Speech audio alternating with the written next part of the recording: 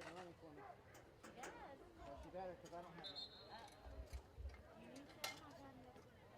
Is it a bottle? That's fine.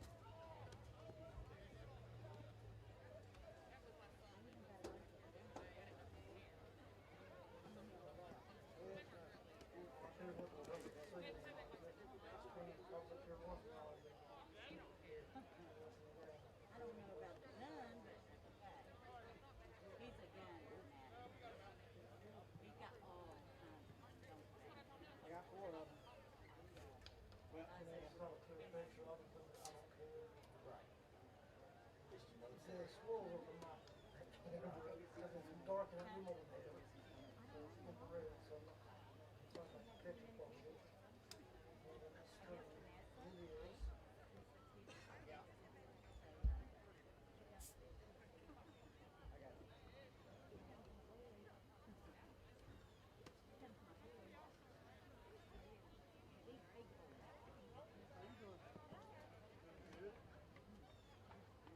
What's up? How are you? Hi, buddy. Nice to meet you. Nice to meet you.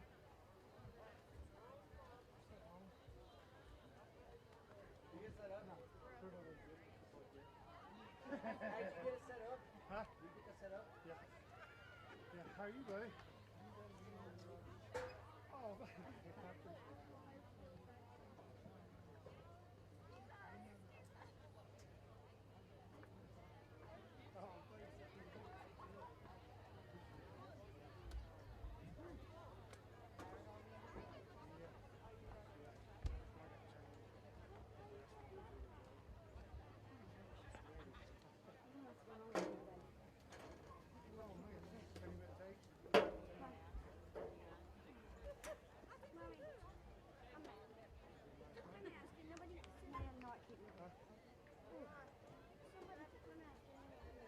We was on that mask. Ain't that big a deal. You got one on.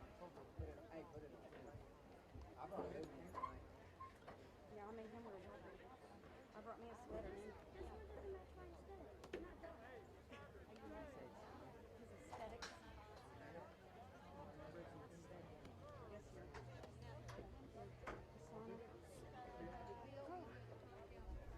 This mask is awesome. Bryson likes that one.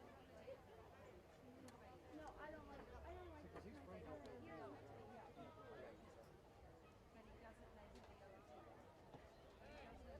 What I don't. Yeah. A filter. No, every time I breathe.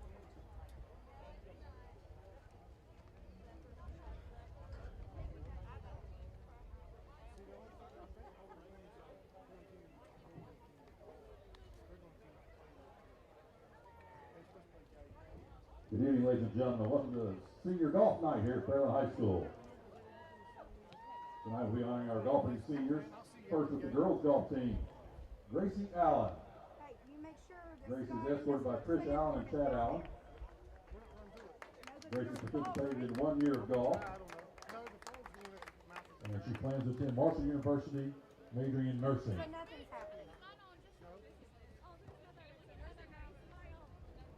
It's funny, we're the only school that can never do anything. Gracie Allen. Our next senior, Emily Bowen. Emily is escorted by Susan and Carl Bowen. This is her second year of playing golf. She is undecided on where she's going to attend, but she wants to major in business. Friday night, ran through the fog before you came. They ran through the fog. Miss Emily Bowen. Oh well, we're having football, just don't complain. Oh, Next up, we have Lexi Hall. Amanda and Jack. I'll be back. Lexi is escorted by Ernie and Tara Hall. This is her first year of playing golf, and she plans to attend Marshall University, majoring in medicine.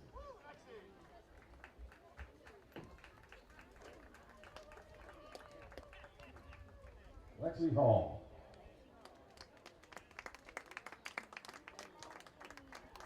And our last senior girl, Mallie Williams.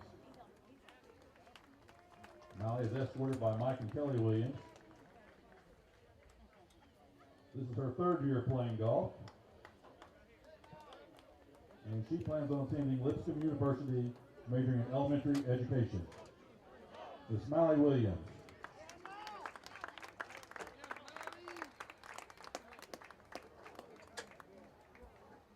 Now moving on to the boys. First up, and best dressed, Jesse Lewis. Jesse's escorted by Susan Bushelan and brother Landon Lewis.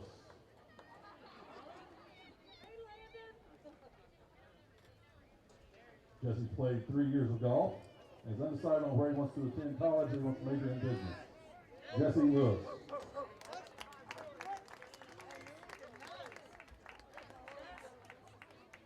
Next senior, Adam Markham. Adam is escorted by David Markham and Susan Taylor. Adam has played 2 years of golf and plans on attending Marshall University, majoring in dentistry. Adam Markham.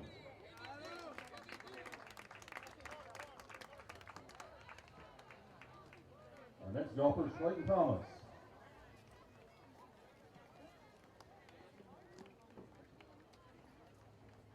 Clayton is escorted by brother Luke Thomas and Ibby. Clayton has played 4 years of golf and plans on attending Marshall University, majoring in business.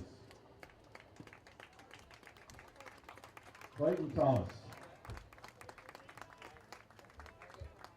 And our last golfer, Kyle Sloan. Kyle's escorted by Steve and Cindy Sloan. He participated in 4 years of golf. Plans on attending Marshall University to be a pharmacist. One more time, let's give a round of applause for our senior golfers this year.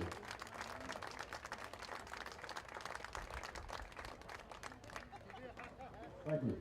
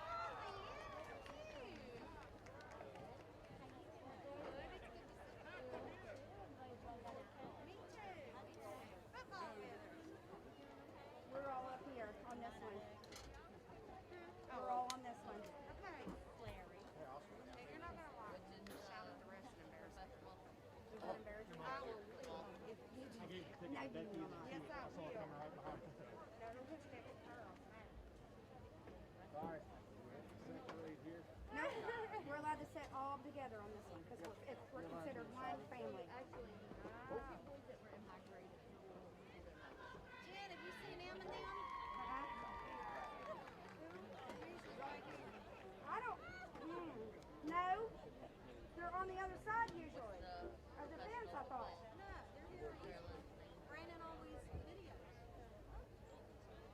Maybe for safety reasons. They usually sit over there. How you doing, Tater Bud? If I'm not I'm home for a mistaken. weekend, so I'm doing a lot better than I was on Friday. Oh, I think you're like 2 right now. You're down here. They should have an X in your name. I used to love them. You're welcome. Blackbird and Christmas Town. That's where I'm staying. I think I can't do that. But, yeah, I hate it. So what's work doing? Moving? Yeah, that's the plan. It got approved. Did it today? Yeah. He told me this to hear about something today. They sign today and they get possession in two weeks. It moves way quicker than he thought. But, yeah, he's been pretty excited about it. He just had about the process. I think he's taking about 20 minutes. Yeah, he left about 2:15.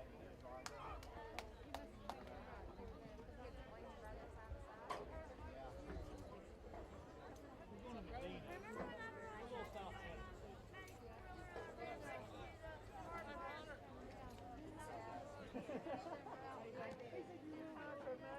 Yeah, Tyler asked me, show me what way the GPS was sending him. Columbus, man, you're just literally like 3 minutes difference. And I like to drive, we like to drive it. Hey, he's tore up. We've heard about it all now. He did. And he got his fishing.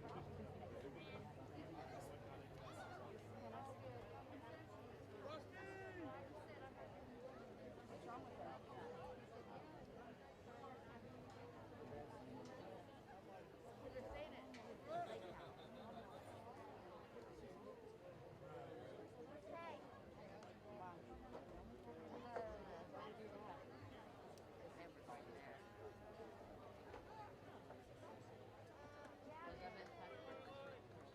Right there, see him walking. The only thing is, that's the problem. You catch the ball.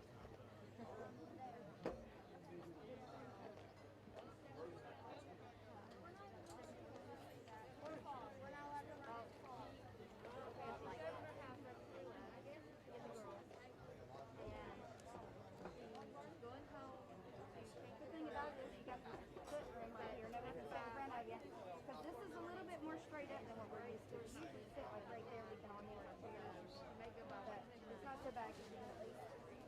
Yeah, because if you had to sit like this all game, against this, that'd be terrible. Yeah. We had to come the week before school and you had to pick out your seats. And then just X's all off with our names and that's where you stay. Feel that one so right?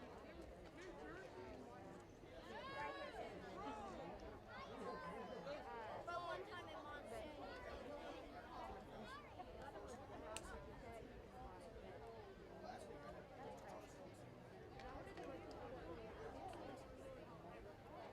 They were allowed to have 2 tickets apiece. And the only reason they were allowed to have 2, there was only going to be 1, but the fairgrounds and the baseball fields let us borrow all these extra bleachers. And that gave us extra seating. See, we got them wrapping all the way around. And we eliminated student section, so that opened up that section for sale for tickets. Because the students can't. I'm allowed to come and have a student section. Well, I mean, there are some students who are student or they can and they come with their families.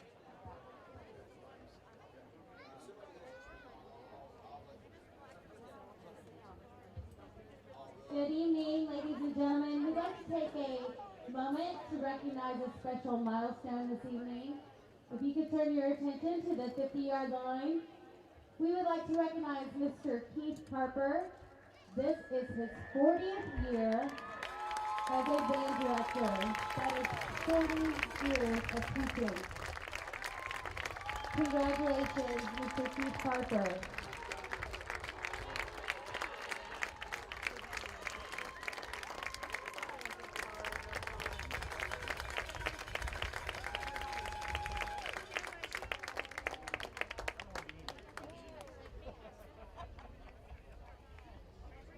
Barely do anything for 4 years. Oh, yes, I did bring it.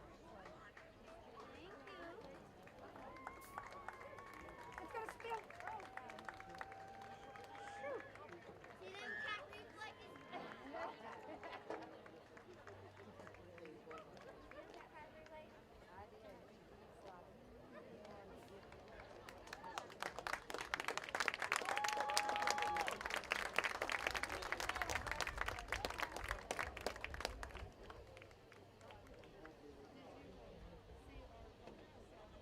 Yes. Yes. We never got a chance to. Are they doing concessions? It's ridiculous. Hot dogs, pre-wrapped hot dogs, and Giovanni's pre-wrapped pizza. Right under them. And you're not coming up anytime to that. Are you out of breath, son? Yeah. What's the matter I with gotta go down there and press that button thing down.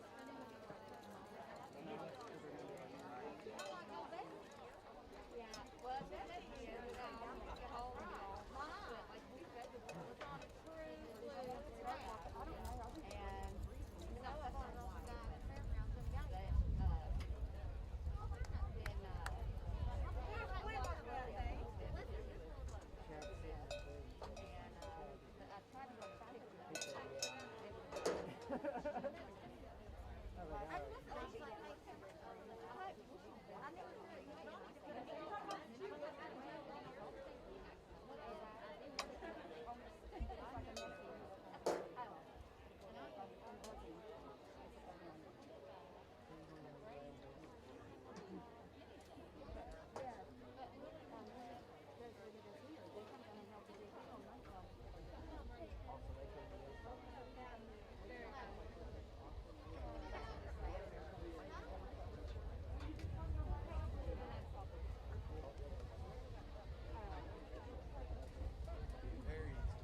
Brian's dad?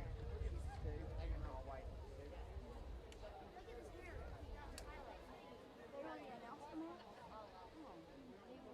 that soccer? That he's a homecoming team.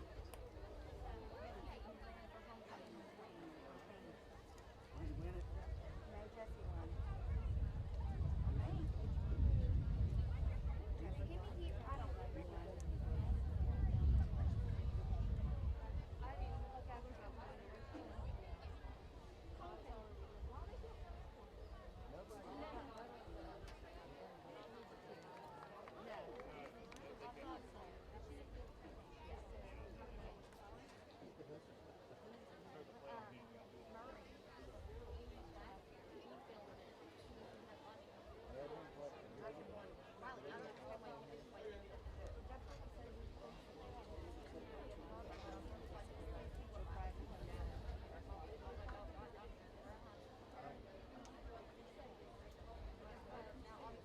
Going back on day shift.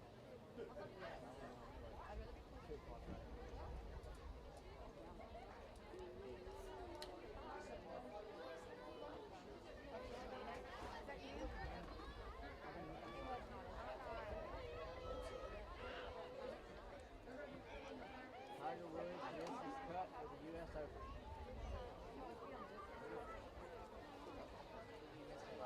He finished the 10 over.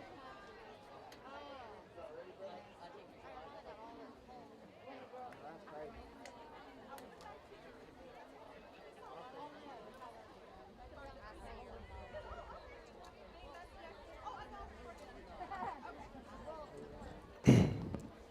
Okay, guys, welcome again to the season home finale of the Fairland football season. We're here at homecoming game. Fairland hosts the South Point Pointers tonight. Beautiful evening for football, Coach. Oh, it's probably the nicest evening of the whole year so far. Fall got us quick. Oh yeah, yeah. I'm waiting for that frost though. I need that frost to get that mowing. Yeah, so you and I mowing's talked about over. that today. I mowed after school. It was good times. Anyway, hey guys, we'll jump right into it. One cool aspect of tonight, we have our the Fairland's place kicker is also the homecoming queen. So I don't know how often that happens where one of the football players is actually the homecoming queen. And Miss Emma Marshall, senior Emma Marshall, is the homecoming queen and a member of the football team. So pretty cool in that regard. Who's the homecoming king? Homecoming king, Zach Stewart. Zach Stewart is.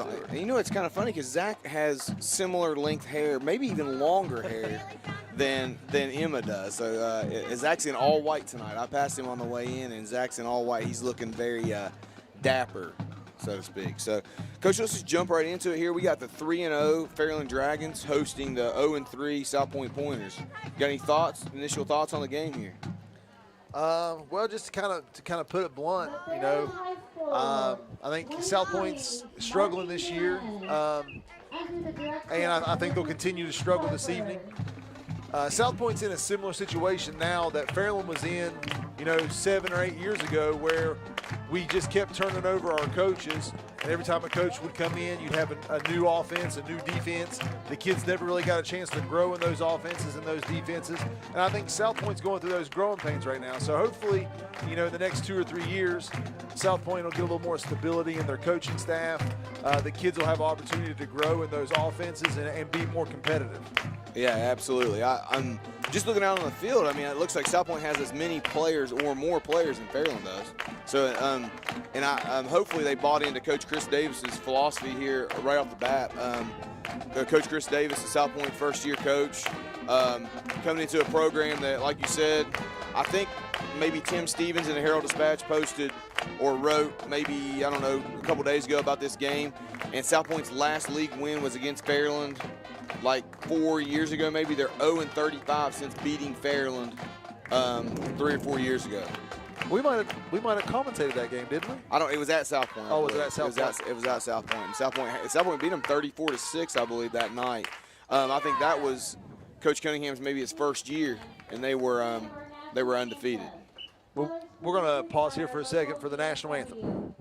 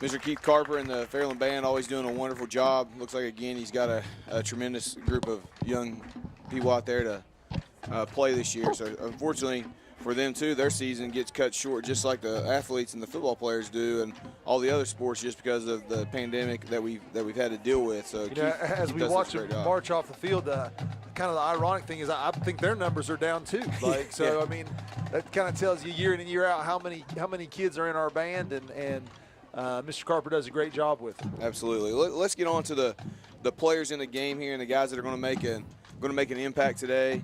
Let's start with South Point quarterback number 7, Malik Pegram, junior, 20 of 44 for 307 yards and 2 touchdowns, 2 interceptions this year. He's also their leading rusher, 24 carries with 62 yards on the season.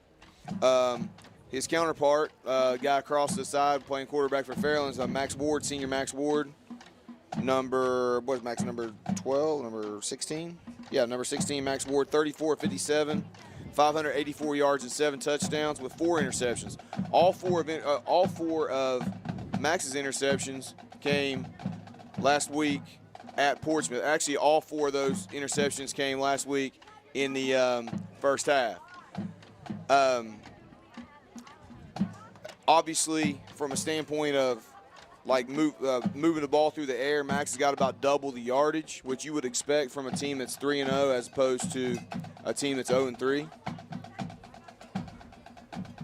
Well, also, I think Coach Cunningham, we've talked about this before, has really opened the playbook when it comes to Max. He trusts him more this year. Yeah. Max has really had a lot kind of breakout senior season, and he's really showed a lot of maturity.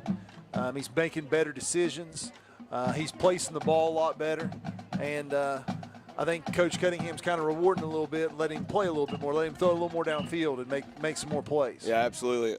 South Point leading receiver is, let's see here, 5 catches, 111 yards and a touchdown for Darrell Taylor, a senior wide receiver for South Point. And Fairland's leading receiver and probably their number 1 playmaker is number 7, Gavin Hunt, 18 catches, 325 yards, multiple touchdowns. Gavin can get it done from anywhere on the field. We've talked about this before. Gavin returned the opening kickoff of the Portsmouth game, 88 yards for a touchdown Friday night. Also had a receiving touchdown, made big plays defensively. Gavin's been all over the field his senior year. Yeah, not only has he made big plays scoring the football, he's also made big plays on 3rd and long and 4th and long to keep drives going and things like that.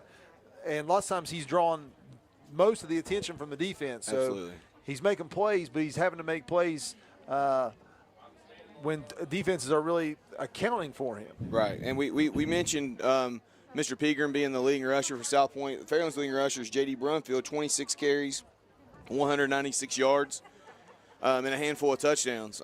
J.D. is almost at 10 yards a clip rushing the football. Wow. So, and that's, week 1 he had 2 20-plus touchdown, 20-plus yard touchdowns called back. Yeah, so he's definitely a once JD gets going, man, I mean, he's a load to bring down. JD did a lot of work in the offseason. We're only about 20 seconds from kickoff here, guys. We want to go ahead and give you our prediction on the game. Coach, you said you're leaning towards the home team here, yeah? I am leaning towards the home team, and I think it's going to be maybe a long night for South Point. Just a lot of things going on, a lot of things out of their control. Like I said, these kids are in a new system. We're week 4. They haven't had a chance to grow in this system. A lot of good programs are running their stuff in their youth programs, and these guys are stepping in, year 1 of this program and having to learn everything all over again. Right, absolutely. I'm going to go with the home team as well. Fairland's been really good, especially in the first half of football games this year. And I'm going to go with them again. Their seniors' last opportunity to play on this field. Sometimes those emotions can kind of get too high. But I feel like Fairland's going to kind of control the game, run the football quite a bit. I think you're going to see the run game featured. And we'll look for some fireworks tonight. It looks like South Point's going to get the ball first. Number 7, Gavin Hunt, is going to tee it up for Fairland, kick it deep to number 12, Cody Brandt, and number 4, TJ Wong. I'll tell you one thing I do expect. I don't expect South Point just to roll over. Absolutely, I don't either.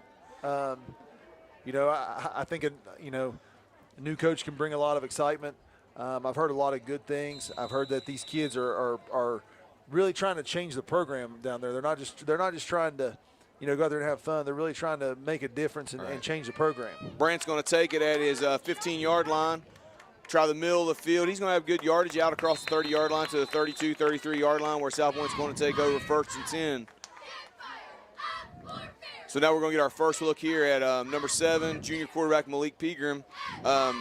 We've known Malik for a little bit now. We watched him play basketball. He's one of their better basketball guys. Does a good job. Seems like a high-character kid, really nice kid. Sometimes when we go into visiting gyms, we don't always get treated the best, and the other student section isn't real nice to us, but Malik's a Malik's a guy that's really always has a smile on his face, and we really appreciate him. I'm really excited to see him play tonight. South Point's got 3 backs in the backfield. Going to give it to the fullback. He's going to start for a short gain. Number 13, Alex Lambert. Going to gain maybe a yard. Brought down by number 4, J.D. Brumfield. You know, our good friend Ronnie Canterbury speaks very highly of Malik, too. He coached him in basketball down there at South Point for a year. Really talks about what a good kid he is. Yeah, we definitely got to give a shout out to Ronnie Canterbury. We've been fortunate enough to work with Ronnie Canterbury here for the last couple years. He's now pretty much like running our youth programs, our youth basketball programs. He's been huge for us. Going to give it to number 5 McAllister. McAllister is going to maybe get back to the line of scrimmage. Going to bring up 3rd and long for South Point. We're at 11:10 and counting here on the clock in the first quarter. So the majority of South Point's yardage this year so far has been through the air, and they've tried to kind of go up inside right off tackle, and it hasn't worked. We do kind of have a young interior there on that defensive line, but they've played well this year so far. Yeah, they have. They've done a good job and really been able to kind of hold their own. South Point's in a I formation here. Brant split down to the bottom of the field. Single coverage. We're going to pitch it out here to McAllister. McAllister's going to try the outside. Hudson's going to bring him down for Fairland with about a 2-yard gain. It's going to bring up 4th and about 7 from the South Point 34-yard line. Good job by Casey Hudson to chase that down from the backside.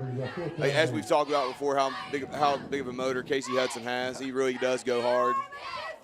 He only takes breaks for hot dogs. He does. He does. We can vouch for that. Gavin Hunt's going to be back deep to receive. I'll be honest with you, if I'm South Point and I've watched film, I probably wouldn't kick this to him. I'd probably kick it away from him or try and get a lot of hang time under it, make him fair catch it. So Hunt's going to be good kick by South Point here. Good kick. It's going to down Fairland down at their own 15-yard line. Really good kick by number 16, Justin Collins. Really good. So Fairland's going to take over 1st and 10 at their own 15-yard line with 9:55 to go here in the first quarter. Coach, I'm listening to cheerleaders here. They're really loud here at the beginning of the game. We need to give them a shout out. Oh, yeah, absolutely. We talked to Coach Shauna Leap yesterday, and she was talking about the Secret Squirrel program they do. And these cheerleaders, I guess, like every evening or every Thursday evening, they make signs for certain football players.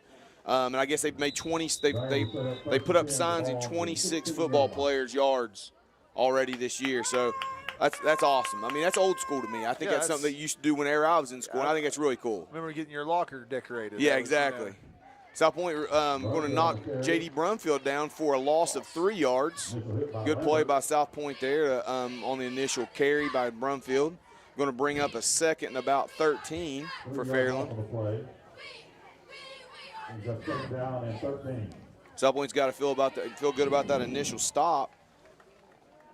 Nobody's been able to run the ball in 4 carries so far. 4 carries, negative yardage. Giving the fans what they want. Yeah, absolutely. And so Fairland's going to go 3 receivers to the left side, 1 to the top of the field with Brumfield the single setback. Ward's going to take. Throw it out here to Schmidt. Schmidt's got a lot of room. Schmidt's going to be tackled out of bounds about the 35-yard line by number 32, Nakine Hunter, or it's Nakine Turner, senior running back, defensive back. I apologize to you, Mr. Turner, if I don't pronounce your name right. Fairland liking what they see, getting in their NASCAR set to get to the line quick. Going to give to Brumfield, running right.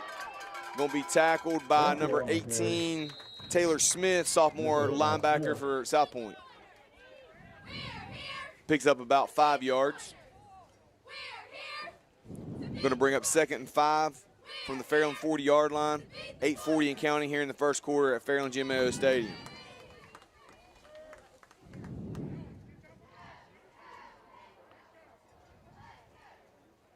Fairland changing their tempo again, going back to the huddle, running some clock. They're going slower than they usually do, to be honest with you. They're usually like really pushing the pace. Well, they went from, after that play from Xander, to no huddle, quick handoff, and then now they're down to They snap it with 9 seconds on the play Fake clock. to Brumfield. Ward's going to roll, third to Leap. Leap's got room here. Leaps across the 35 down into South Point territory at the 33-yard line. Good little juke move around midfield by Leap to pick up 20-some yards on the play. So it's going to make Fairland have a 1st and 10 at the South Point 33-yard line. Now Fairland's going to go quick.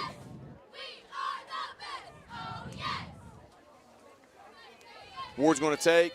Shovel pass inside to Brumfield. He runs right into 18, Taylor Smith, and is knocked down there about the line of scrimmage.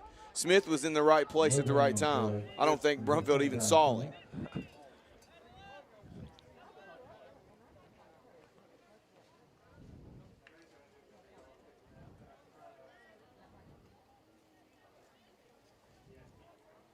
Coach is calling in the plays from the sideline.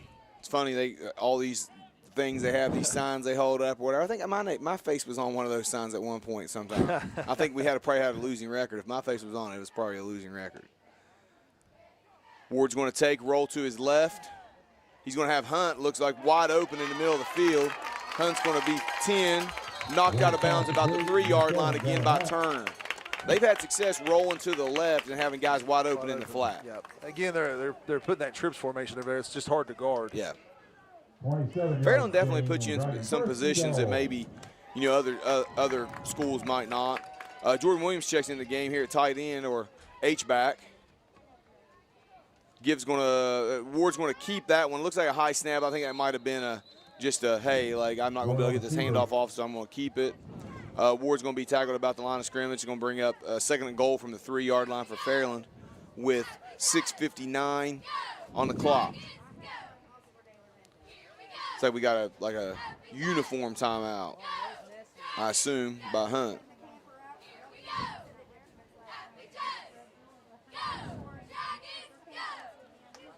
It's funny, like 2 weeks ago we were all wearing we're all burning up wearing T-shirt and shorts, and now everybody's got hoodies and long sleeves and quarter zips on. Yep.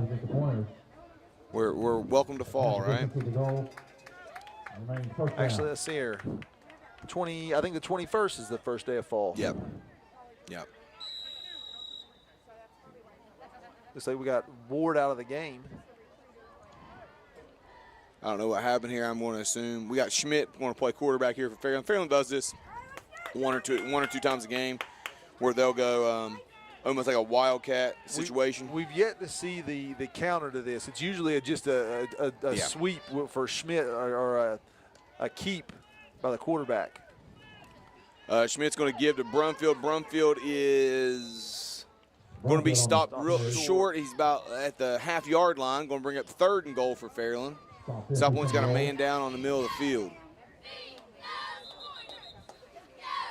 While we're in the injury timeout, I want to, we talked about Ronnie. We'd be remiss to not talk about Ethan. The future of South Point. He's the Ethan Canterbury, 6-year-old starting flag football quarterback down there. And I'm sure he's a beast. He's like the Lamar Jackson of the OVC youth football, I'm sure. What do you think? Oh, no doubt. Absolutely. Yeah. Lamar Jackson, maybe mixed in there with little Tom Brady. I think those are contrasting styles, but okay, we'll give He Ethan just runs that. the gambit. He's that diverse. That's right. Yeah. We can't tell what numbers down here. It's one of the interior linemen. I think it's 75. 75. Josh Jackson. Okay. Hope it's just a cramp. I don't know. We'll see. While we're at injury, we're going to take a quick timeout. We'll come back to you shortly here.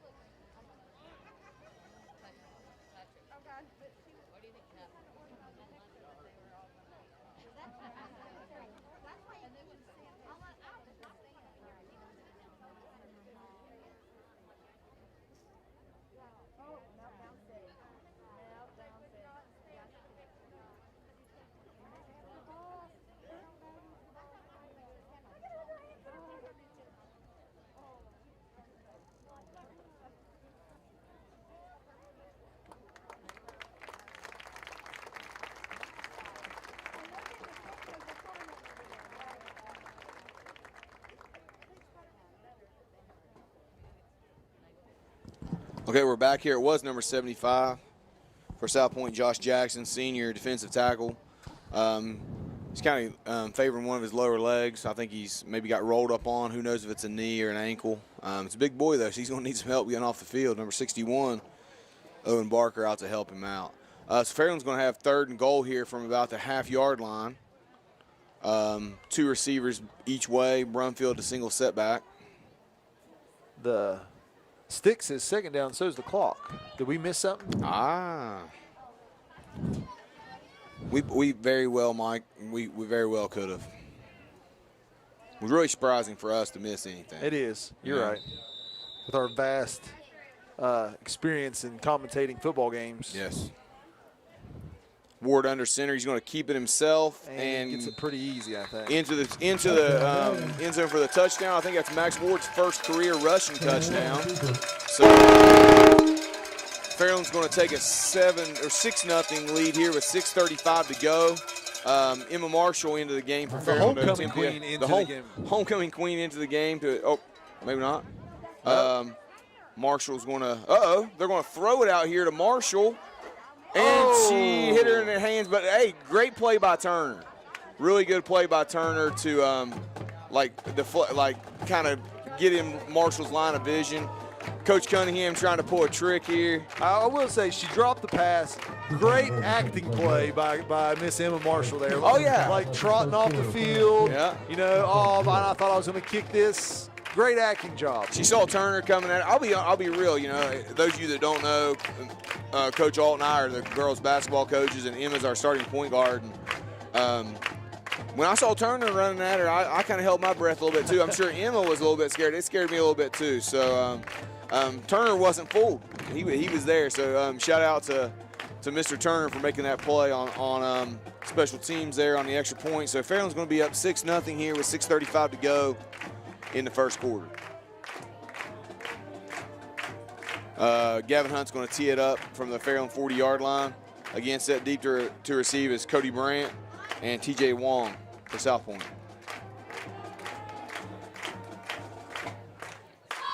Fairland had a couple big pass receptions there, maybe 3 pass receptions of 15 or more yards that kind of moved the ball down the field from their own 15-yard line. They really didn't run the ball that effectively, but JD had maybe two positive running plays. Yeah. So Hunt's going to kick it. It's going to go out of bounds about the 26-yard line. So South Point's going to have the ball. Where do they get the ball at in high school on this? I think it's the 40. Is it the 40? I know in the NFL it's 40. 35-yard line in high school. Okay. So we get our second look at the South Point offense, which really didn't move the ball the first possession. They gained about 3 yards on 3 run plays. 3 pretty conservative plays, yeah. Yeah. We haven't seen Pegram drop back to pass yet. I think that's kind of their best aspect is to pass the ball with Pegram. So we'll see. I think maybe coaching staff, Coach Davis, maybe trying to conserve clock, knows how explosive Fairland is. Maybe try to pick up first downs on the ground. So we're going to go I formation, give it in to McAllister again. McAllister's going to get about 2 yards. He ran hard that time. He already hit the hole, and what was there he picked up. Number 5, Maddox McAllister. So it's going to bring up 2nd and 8 from South Point's 37-yard line. Number 11, Darrell Taylor into the game for South Point. Darrell Taylor on the season has 5 catches for 111 yards and a touchdown, so he's a threat for sure on the outside there.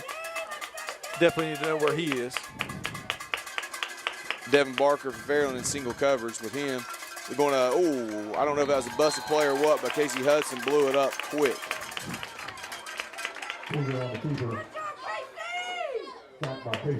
Yeah, I don't know what happened there. That must look like a blown assignment. Yeah, Pegram turned one way, the back went the other way, and I don't know if it was meant to be a fake or whatever, but Hudson was there when before he turned around, he was on him. So it's going to bring up 3rd and about 9 for South Point at their own 35-yard line. This is how they roll up here in Crown Town, man. They're on you before you know it. That's a good point, man. Casey Hudson, Crown City's finest. So Pigram's again under center, I formation. Fairland's bringing the house. Like there's just no opportunity. They're just like a sea of green. You had 5 guys on the ball before he could even set his feet. They just brought the house against South Point's offensive line. So Fairland's going to get off the field here, bring up about fourth and 15 from the South Point 29-yard line. We're going to have number 16, Justin Collins, set to punt to number 7, Gavin Hunt. We are at 4:43 to go in the first quarter. Fairland leading 6-0 here at homecoming night at Fairland Jim Mayo Stadium. You know, I wonder how much of that was having Jackson out, having to put a kid in. Yeah. Good punt. Hunt's going to field this one. Makes Hunt's a good play. Make He's a got couple some good space. He does. Good tackle. Good tackle by number 28 or 29. Good tackle by number 29, Gage Chapman, freshman. Good play by Gage, because Hunt is super dangerous in the open field. Gage doesn't tackle him, he may go to the house there. He might. Yep.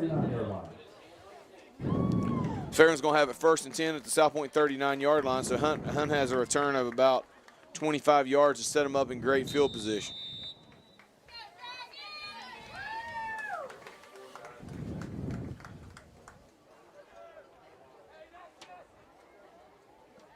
Shotgun formation, 2 wideouts over here. 1 to the top, hand off to JD. Good play by number 5, Maddox McAllister for South Point. Maddox has been kind of the guy so far. He's carried the ball 3 times for South Point and been in on a couple tackles. He's playing there at the outside linebacker spot for South Point. Fairland really struggled to run the ball right now. South Point's interior is doing a really good job. Yeah, they are doing a good job. Fairland's had success rolling Ward to one side or the other and throwing the ball short into the flat and then run after the catch, those yak yards.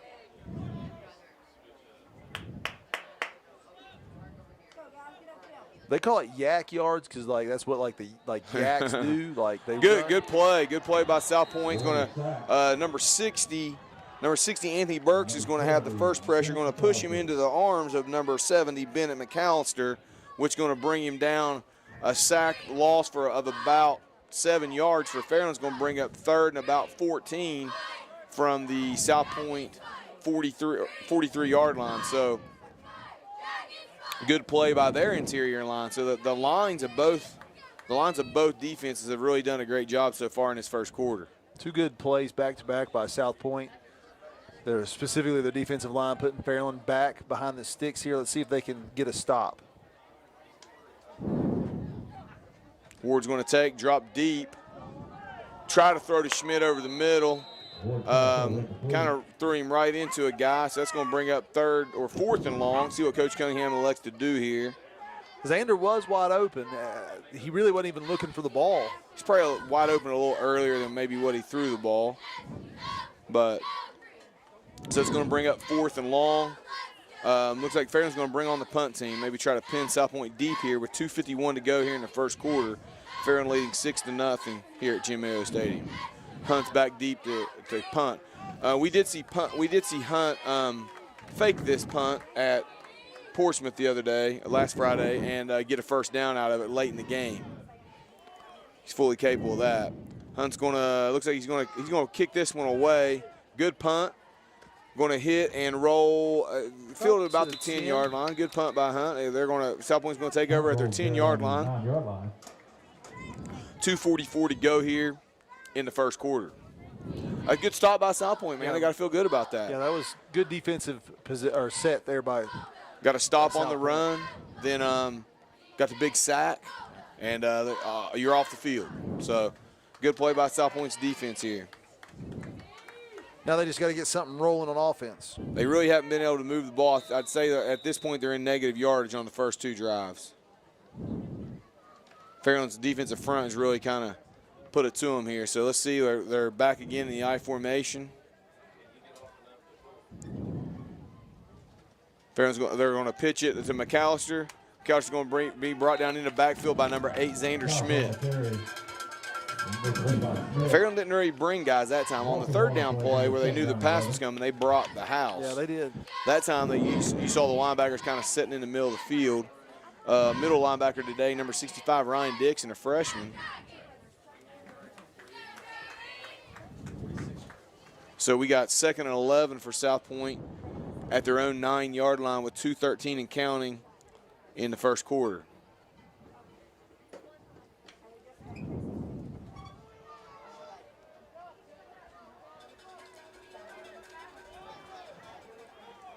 South Point in that tight formation. They're going to bring it here. They're going to pitch it out here to McAllister. Good play call. Good spin move by McAllister. He's going to be out over the 20-yard line to the 23-yard line. He's going to pick up first down yardage. Good blocking down the field by the Pointers. The thing about that play is when you're bringing pressure inside and you pitch it out, I mean, you called the right play. Right. You ran away from the pressure. If Fairland's kind of in their base defense and they haven't brought their linebackers to the line of scrimmage to blitz, chances are that's only a 3-4 yard gain, but instead it's more of a 14-yard gain because they actually had the right play call for the defense that was given to them.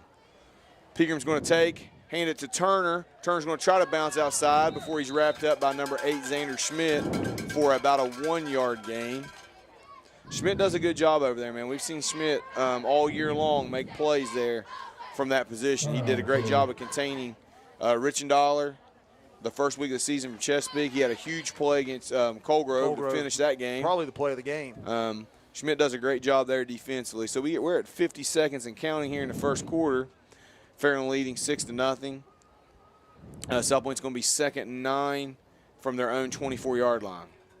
This will probably be the last play of the quarter here.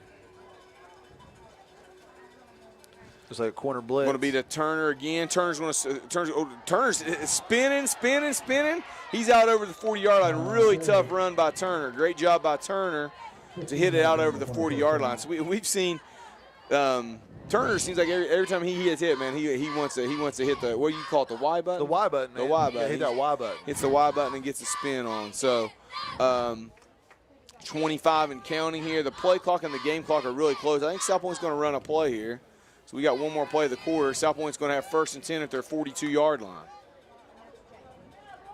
Again, I formation. Fairland's going to, looks like, bring the middle linebacker. They're going to pitch out again. Again, that's just a good play call, man. I mean, like, you're going to pick up 4 yards whenever you're going to bring your linebackers inside. They're going to pitch it outside and run the ball. I mean, that's just smart. So here at the end of the first quarter, we have Fairland leading 6-0 here at Jim O Stadium. We're going to take about a 60-second break.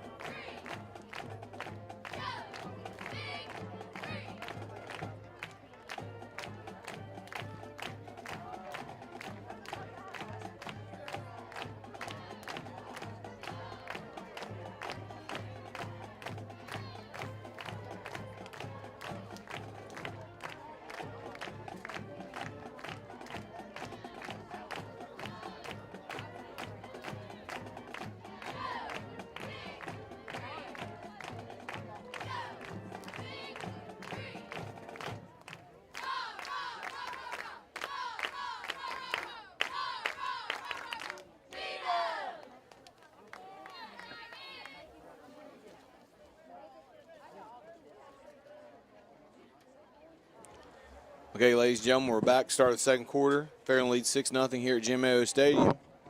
South Point's moving the ball here a little bit. Picked up 2 consecutive first downs. They've got 2nd and about 6 from their own 46-yard line.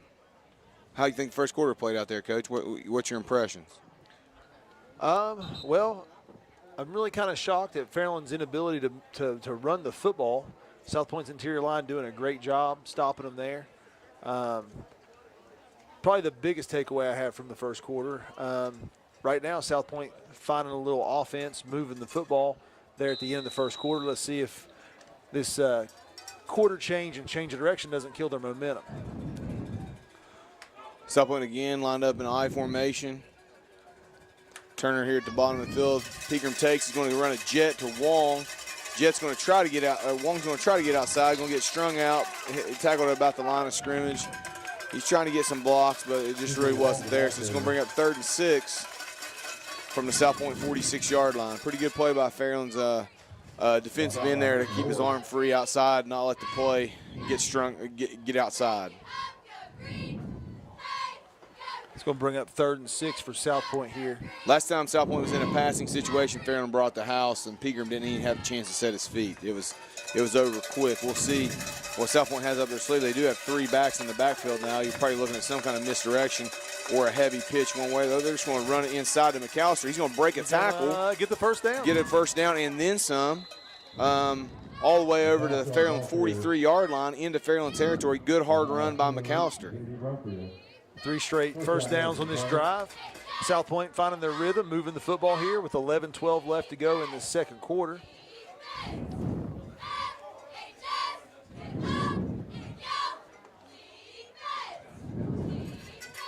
South Point content to stand in the huddle for a little bit and run some clock and walk to the line of scrimmage, not in a hurry. South Point again in a heavy package. Pegram's going to hand it to McAllister again. Brumfield in the backfield quickly. Going to bring that one down at the line of scrimmage. Brought down by Brumfield. I will say this, anytime that South Point has tried to, juke at the line of scrimmage or whatever, Fairland's they got to hit that hole hard and they got to hit it quick, or Fairland's going to be on them. Bring up 2nd and 10 here for South Point.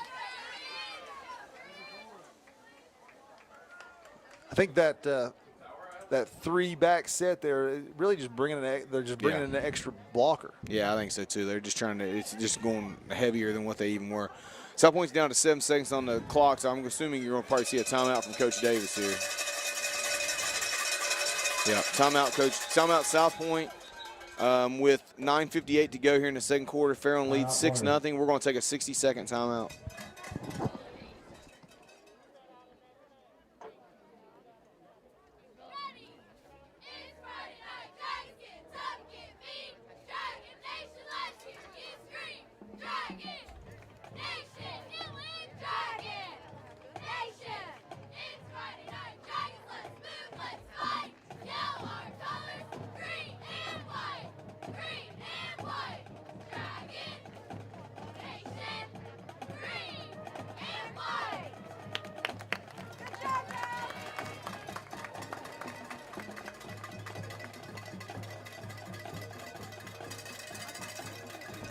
All right, guys, we're back here, 2nd and 10 for South Point at the Fairland, about the 45-yard line of Fairland.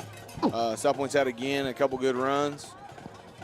Coach Alt and I were talking about while we were up here, if anybody's got updated scores for Chesapeake and Portsmouth and Ironton Rock Hill, we'd love to see that. So if you want to send us a text, we'd love to share that with our viewers. We got Wong trying to get outside, not going to do it. Williams going to string it out. Jordan Williams. Going to bring up a foul. Still gets in the backfield and makes the tackle. Yeah, Williams, they really haven't been able to run outside. Like, it just hasn't been there.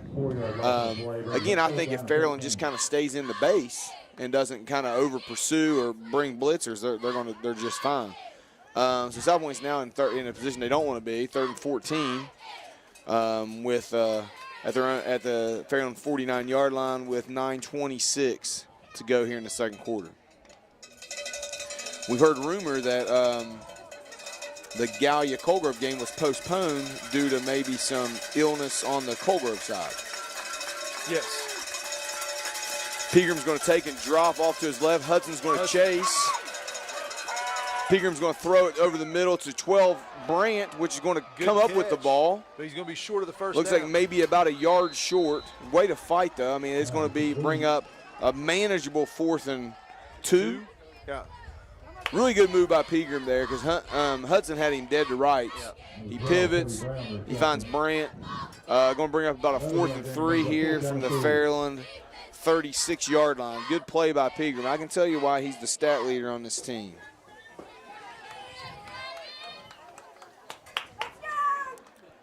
So we'll see what South Point comes up with here. Last time they were in this position, they tried to run the ball. They're heavy again with 3 backs.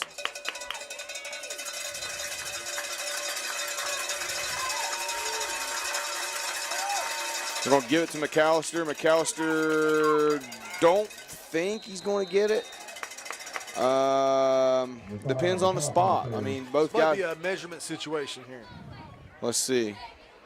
You got one of those pointing battles. All the kids Yeah, from yeah, South Point absolutely. point one way, all the kids But the from guy in the white hat on the field, the official, he calls it first down, first South down. Point. That's a huge pickup for South Point to have 3rd and long and to pick up a first down on 4th down. So South Point's moving the chains here. South Point's got a drive going. Got 1st and 10 at the Fairland 34-yard line with 8:11 to go here in the first half. Seems like South Point's definitely controlled the ball here, like as far as like the time of possession. South Point's had it forever. They've had it a long time.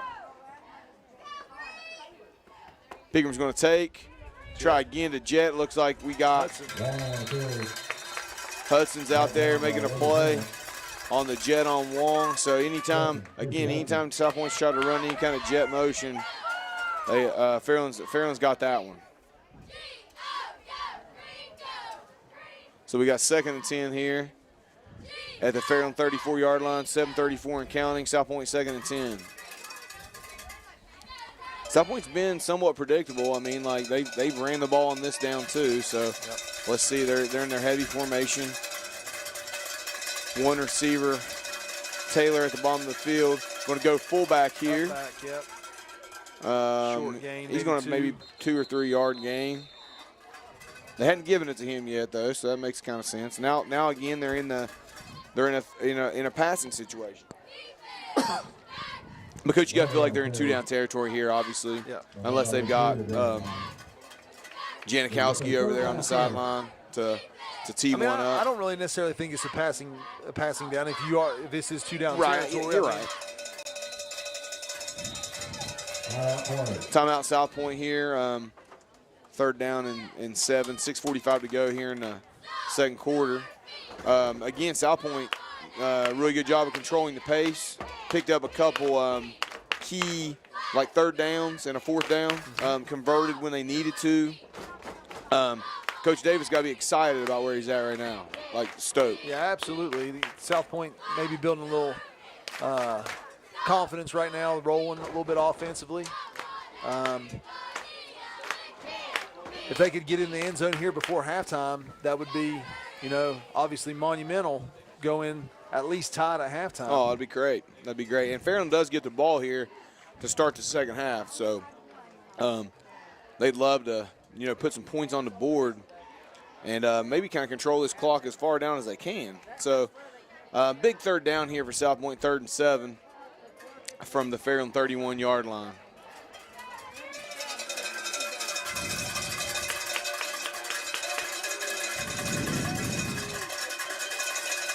Two wide receivers here to the near side. I formation. Pigram's going to drop back. Roll out. I got chased by Hudson. Oh, gosh. Yeah. Runs right back into Schmidt that time. So Hudson pushed him back inside, and Schmidt's chasing on the backside. We saw that one coming. I think everybody on TV saw that coming. And I think everybody but Pegram saw that coming. Unfortunately, Pegram was in no man's land there. You can see the goal there as far as like South Point's not trying to go straight drop back. They're trying to roll the pocket, get Pegram outside the pocket. Last time he's able to make a play this time, it's a 10 to 12 yard loss. So a good play by the Dragons' pursuit there, getting after the quarterback. We've got number 16, Justin Collins, set deep to punt from his 50-yard line. Punting it down to Hunt. Hunt is going to let it roll down to about the 5-yard line. So Fairland's going to have 1st and 10 at the their own 5-yard line. Flag on the play. I think is that our first penalty? I think so. Wow. That must be why it's almost halftime and it's 7:36. Yes. The only really stoppage of play we had tonight was the injury timeout.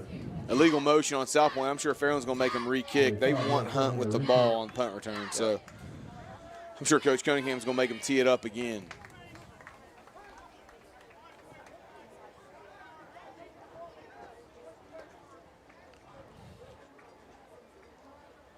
So Collins, he's got a little work in today, and the snapper they've got some practice in today for sure.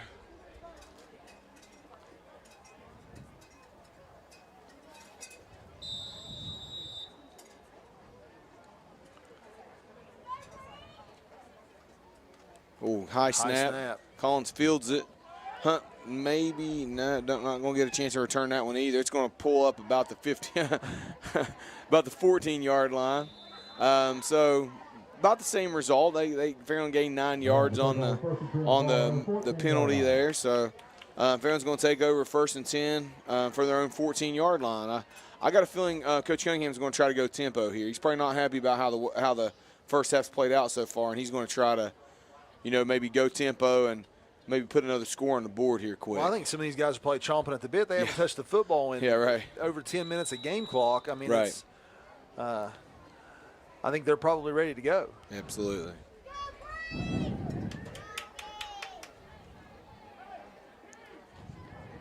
Ward's got 3 receivers at the bottom of the field, 1 at the top. Taylor with Brumfield single back. Ward's going to drop, throw it out here to Hunt, screen. McAllister's trying to make a play, but South Point's got him hemmed in. Really good play. pursuit by South Point. Good play by South Point for no gain. So it's going to bring up 2nd and 10. 2nd and 10 from the Fairland 15-yard line.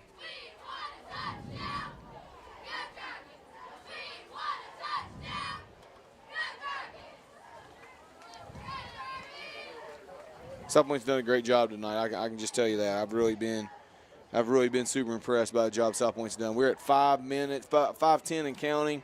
2nd and 10, 2nd and 9 for Fairland at their 15-yard line. 5:10 to go here in the first half. We got split receivers both ways. Brumfield single setback. South Point a deep safety. Ward's going to toss it out to nobody. Not on the same page.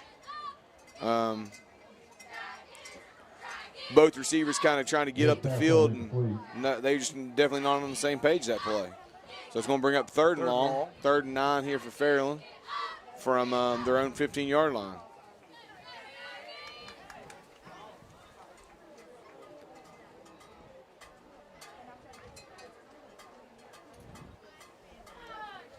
Sometimes you sit that long, and your quarterback's been off the field that long. He comes on a little bit rusty. It's kind of like, in basketball, you come We're going to throw a high throw to Hunt. Going to be incomplete. Going to bring up 4th down. Looks like Fairland's going to have to punt the football. It's kind of like in basketball. You come off the bench, Sometimes it takes a while to get into the flow of the game. And Fairland's offense was on the sidelines for a really long time. You got to think that's Davis's game plan coming into this game. Absolutely. I was used to coming off the bench. Were you? In basketball. I never came off the bench. You just never came off? Just never came off. Hey, I was used to it, man. I got used to it. Shout out Coach Harris, man. Come on, dude.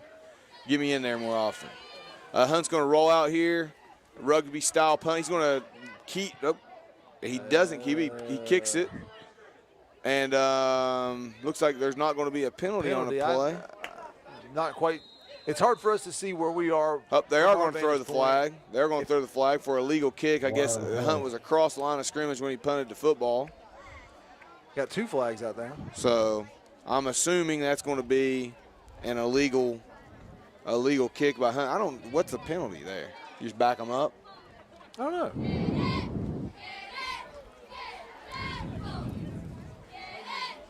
I was going to say Hunt's pretty brash if he's going to take off there from the 15-yard line. He's a man. Of course, he's had a great year, so maybe let's see, illegal kick on Fairland. Who knows? I don't know how that plays out.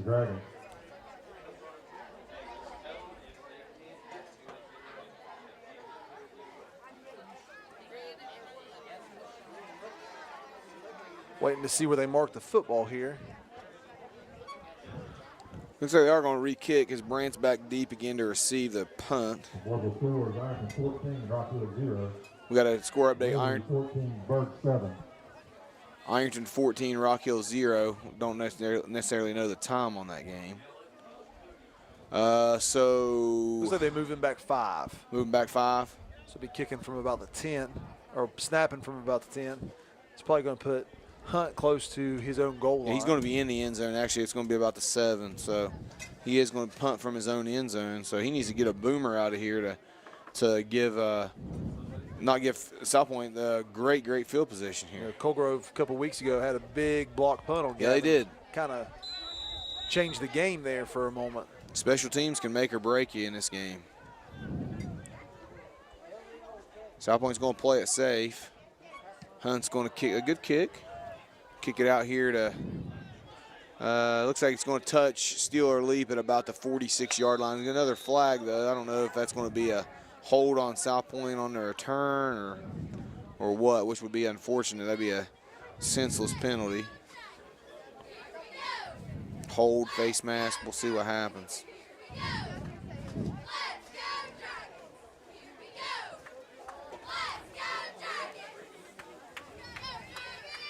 Officials talking at about the 33-yard line.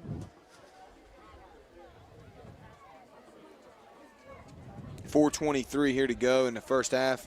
Fairland leads 6-0 over the South Point Pointers on homecoming night here at Fairland.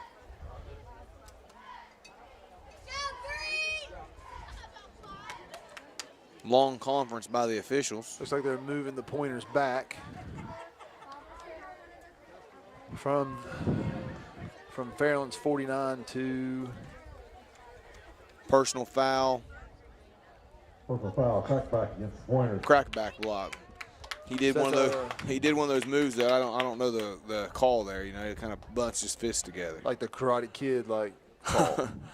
Can we go a telecast without talking about the Karate Kid? Actually, like we gotta talk about our question from 2 weeks ago about what teaching style. How'd that end up? This goes to speak the fame of the show. We had 11 votes, so that's a lot.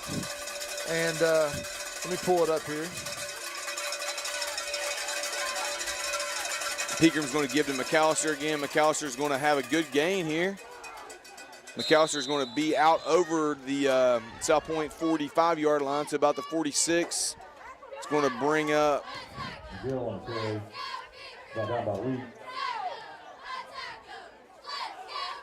Close. Going to bring up a first down. Going to move the chains there with that play. So the official results again: 11 whole votes in, 64% Miyagi-Do karate style teaching philosophy, 36% Cobra Kai. I'm really disappointed in that. I was hoping for Cobra Kai. I feel like Johnny Lawrence has turned it around. He did. He has. Like season 3 is getting ready to drop, so we're going to find out how much he's turned it around. So fullback give here, going to be stopped by number 65, Ryan Dixon, freshman middle linebacker. Lambert on the carry. Brought down by Ryan. Down under 4 minutes here to go in the half. No game brings up second down and 10.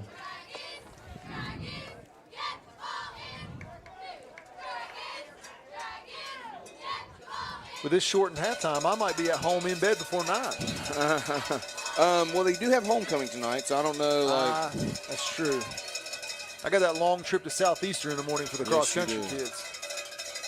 Peakram's going to drop, try to throw it deep ball to 12 Brandt, and he's going to kind of a bad ball. Turned him around a little bit. Brandt actually made a pretty good play on the ball. He really did.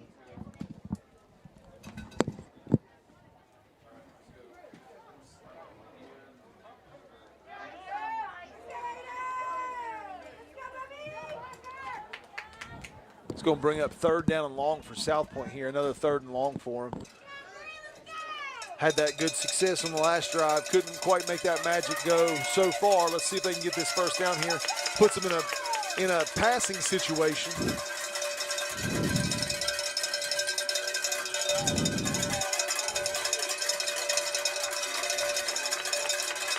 South Point's got 2 receivers out this time. This is the first time I've seen a look with 2 receivers.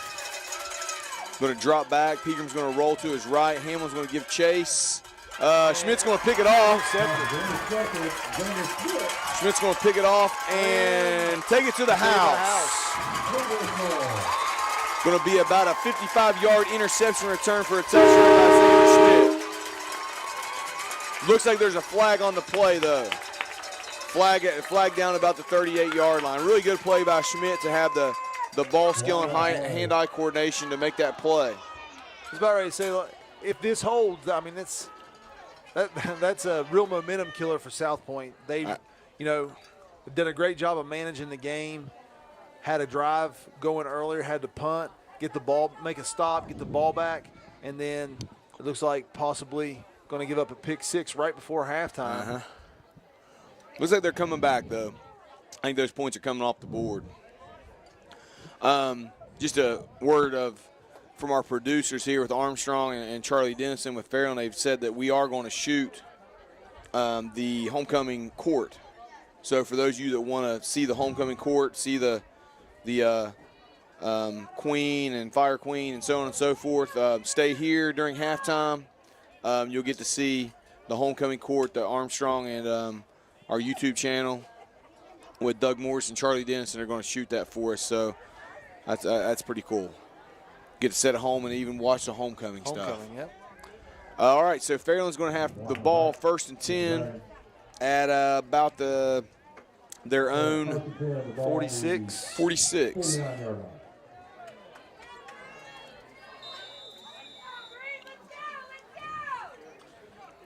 Going to be an inside give to Brumfield. Brumfield's got room. Finally breaking one free. Tackled by number 5, McAllister. Not till about a 9-yard gain. Brings up 2nd and 1 from the South Point 45-yard line. Fairland to hurry up. Gives inside again to Brumfield. Brumfield starts short gain, but not before he doesn't pick up a first down. Yeah, gets the first down. Yard good for a Dragon. First down. South Point needs to stop here, man. They don't want to give up a score and then have to give them the ball right back. Yeah, that would. That could be. It could be the end of the game. It's going to make South Point have to open the playbook a little bit more, and I don't think that's the game plan tonight. No, absolutely not.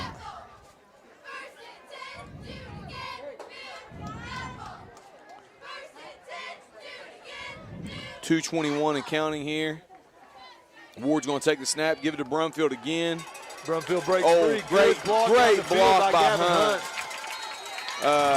Brumfield's going to be brought out of bounds at about the 12-yard line by Brandt. Really, really good play by Hunt there. Like great block in the middle of the field.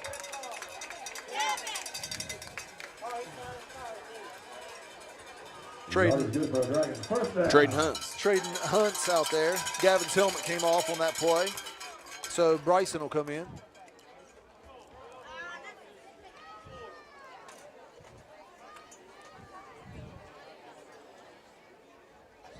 We got Williams and Brumfield in the backfield now. Actually, Williams is going to line up there at the H-back position. Going to give to Brumfield to the left. There's a big, huge hole. Going to be brought down to about the 2-yard line. Brumfield on the carry. Leading away on that block was number 52, Mason Ward, the center. Fairland actually can get a first down without scoring. Tackled at about the 4-yard line, 9-yard gain. And South Point's going to use their 3rd timeout of the half. So with 1:50 to go here in the second quarter, Fairland leads 6-0, and we're going to take a 60-second timeout.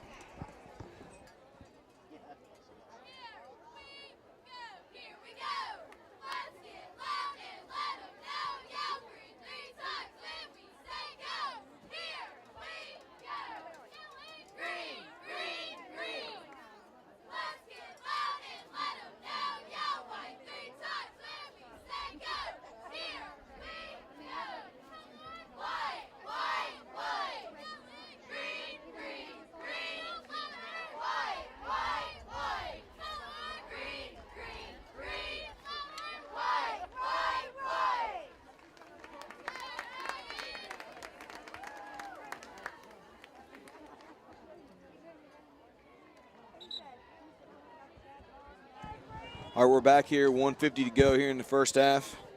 Fairland leads 6-0. Has the ball on the South Point 4-yard line, 2nd and 1. We've had a heavy dose of J.D. Brumfield here. It's been the J.D. Brumfield show on this drive. He's got every yard on this drive, which has been about 4 carries.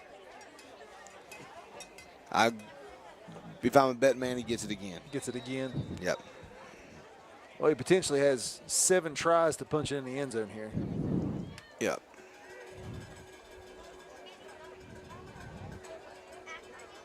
Ward's going to take. Hand to Brumfield up inside. into the end zone for the touchdown. I wish I was a better. So we're gonna have Marshall onto the on the field here to attempt the extra point. Brumfield 4-yard touchdown run puts up Fairland 12-0 with 1:47 to go here in the first half. Homecoming game for Fairland.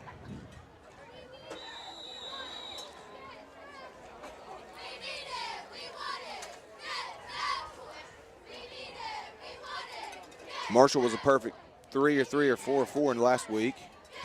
Tees it up and right down the pipes. Fairland's going to lead 13-0 with 1:47 to go here before halftime. Fairland has all 3 timeouts too, so I mean, I'm thinking this is South Point needs to play this last 47 really well.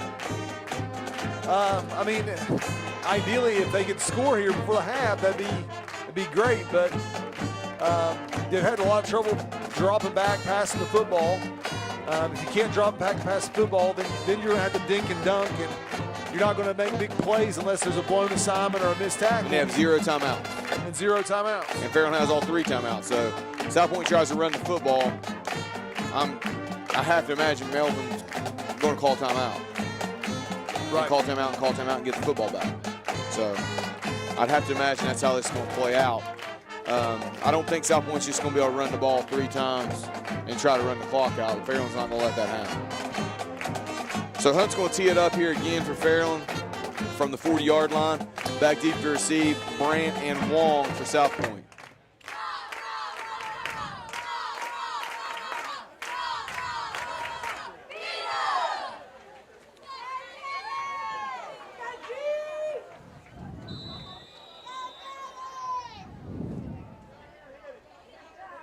Hunt's going to pooch kick it over to, it's going to, got out of bounds on him. Leap tried to get there. So it looks like South Point's going to have the ball at their 35-yard line for a procedure, kick it out of bounds, legal procedure. Let's see what happens here. Let's see what Coach Davis is willing to call up here with 1:46 to go in the half. It's funny, every time I talk about a half going fast, it slows down. It slows down.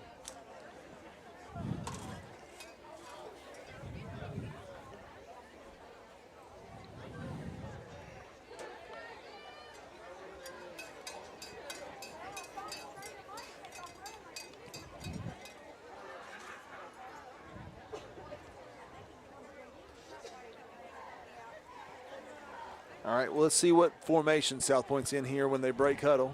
Let's see if they maybe add an extra wide out or. I've only seen that happen once so far. I've only seen them have an extra wide out one time.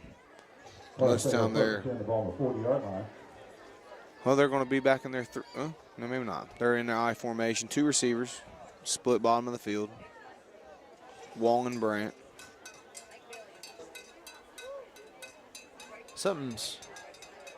There's still some conversation going there. Well, I don't know why the chains hadn't moved. The chains are still back.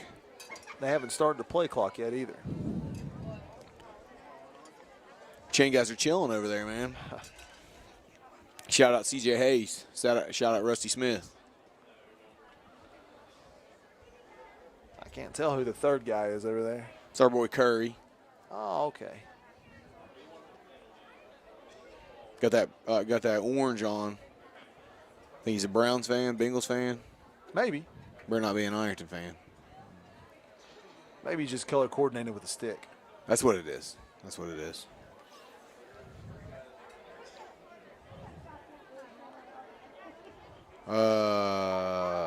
Yeah, it should be at 35, right? Fairland kicked it out of bounds. Yeah, they got it. They were good. I don't know why the sticks aren't working the right way. Okay, we're good now. Again, same formation, I formation. Pickering's going to drop. Short, looked like it was going to be a drop or a low pass to Brandt.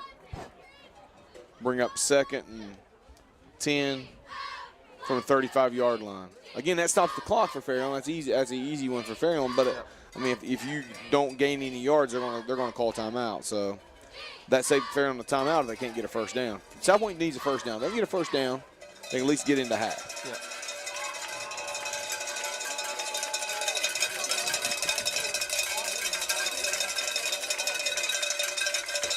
South Point going shotgun for the first time tonight. Freeman's going to roll out to his, tried to set and throw. Hudson's all over it. Timeout Fairland. Casey's had a great half, man. Yeah, he's had a really great half. He's been in the backfield almost every play. Yeah, he's had a really good half. Fairland's defensive line for the most part has won the matchup here tonight so far. And honestly, South Point's defensive line until the last drive, had held really up well. great, yeah, they held up really well. See Miss Leap down here. She's got trophies. I didn't know you got a trophy. Is it they giving trophies for the homecoming court? You get a trophy? I have I no thought idea. I thought it was a crown or like a tiara. I mean, I never won homecoming queen, so I don't know. How about homecoming king? No, They didn't didn't have have it. They Yeah, didn't they have didn't have that. That's a new thing. Yeah.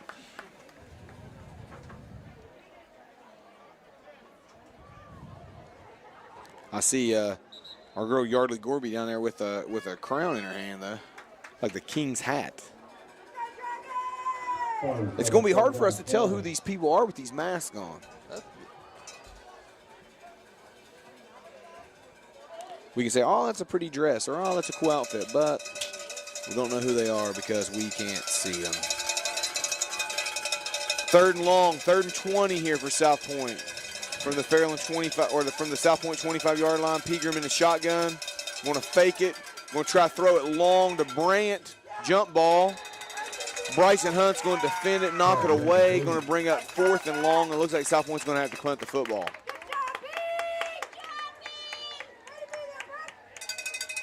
Bryson Hunt on the coverage. Good play by Bryson Hunt, freshman for Fairland, number 80. So Gavin Hunt set deep to receive. Again, I'm going to say it. If you kick to him, kick away from him, you're making a mistake. If he fields this ball cleanly, I'm calling it. If they keep doing it, he's going to the house. I'm just telling you. I'm kind of impressed with Bryson over there swatting it down. Yeah. Usually a young kid's going to try and make a play, get the interception, and then sometimes you don't get it, and the offense comes up with it.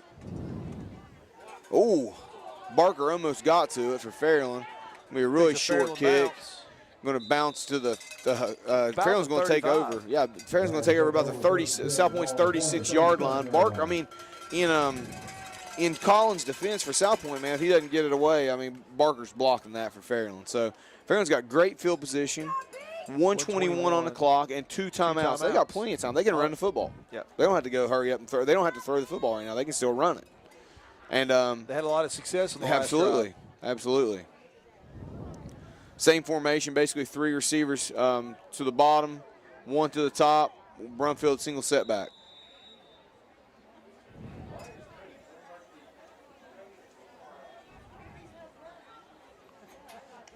Got kind of 2 down here guarding 3. Going to fake it, throw it out here to Schmidt.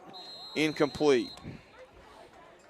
South Point had some pressure there. Number 70, Bennett McAllister, brought some pressure inside, kind of made Ward get rid of the football quicker than he wanted to. It's going to bring up 2nd and 10 for Fairland at the South Point 36-yard line with 1:18 to go in the half.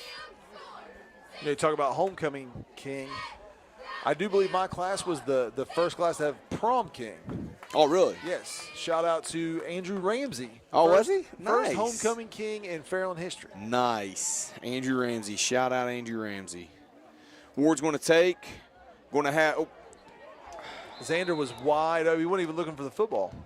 Fairland's had that happen 2 or 3 times where guys are not on the same page. And I'll be honest, if he catches that, he's only got 1 guy to beat. Well, I'll be honest with you, too. If Ward holds it longer, I mean, he had crossed Brant's face. He's going to the end zone. It's probably going to be 6. But I don't know. They've just had some miscommunication on things. I don't know if they put in some new sets, because I hadn't seen this from Fairland the first 3 weeks. I hadn't seen the receivers and the quarterback be so off through the first few weeks. And now you're in a 3rd and long. Going to give it to Brumfield running right. He's got plenty of room. Good cutback.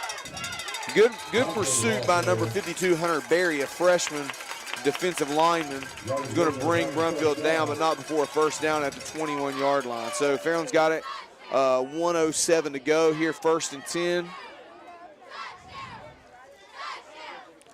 10. Ward's going to throw it out to Hunt. Hunt's got some, it's going to be him and Turner. And Turner's going to bring him down there about the 1-yard line. Good tackle by Turner. Keep Hunt out of the end zone. Brought down the 1-yard line. 55 seconds left to go in the half here. Pretty sure with what, I think it was 5:52 on the game clock. This was a 6-0 game. It was. And South Point feeling really good about themselves. Yep. And now looking to go down 3 scores, and Fairland gets the ball to start the half. So, man, you couldn't have ended the half any worse way. Williams in the backfield now with Ward. Williams going to get the ball. Williams is going to not get in. Short. Really good job. Great tackle there by number 52 again. 52, Hunter Berry, freshman defensive lineman.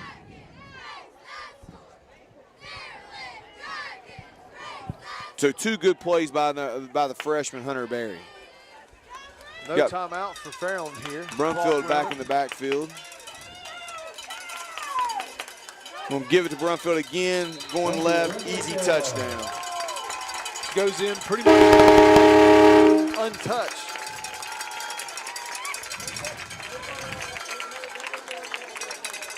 Coach Cunningham looks like he's calling to go for 2 here.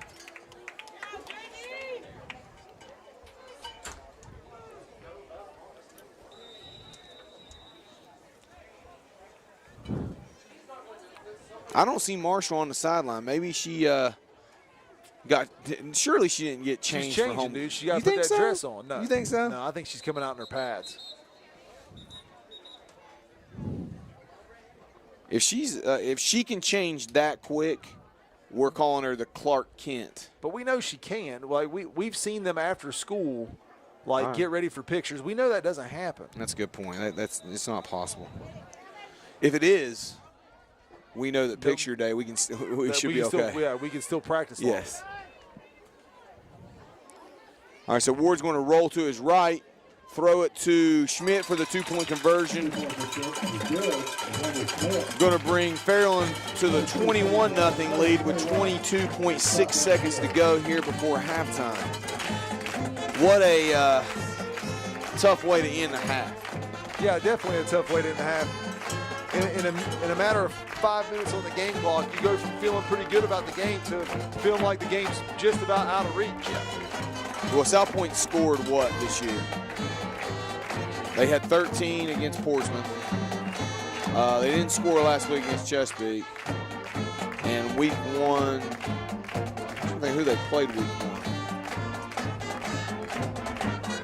1. Gallia, they didn't score. So they've only scored 13 points this year.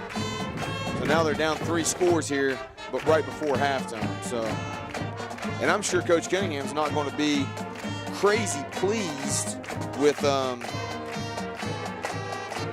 Fairland's played the majority of the half.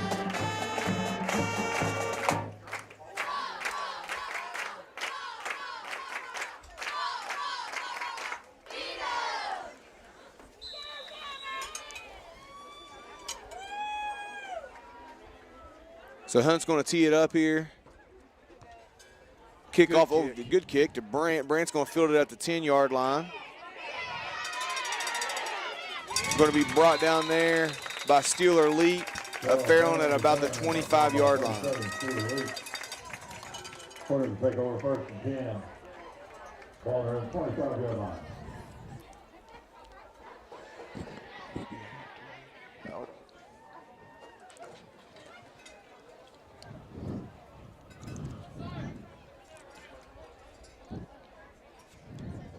Fairland's going to go into some deep safety coverage here. See if South Point's going to try to run a play or just take it to the house. They're lined up in their heavy formation again. Brant split to the bottom of the field. Peterman's going to take, keep it, kind of run an option. Be brought down by number 21, Tevin Taylor. Looks like that's going to bring us to the half with Fairland leading 21-0 over the South Point Pointers. So if you want to stay right here, check out the homecoming court. We're going to let you enjoy that yourselves because, to be quite honest with you, we're not going to be able to tell who's who.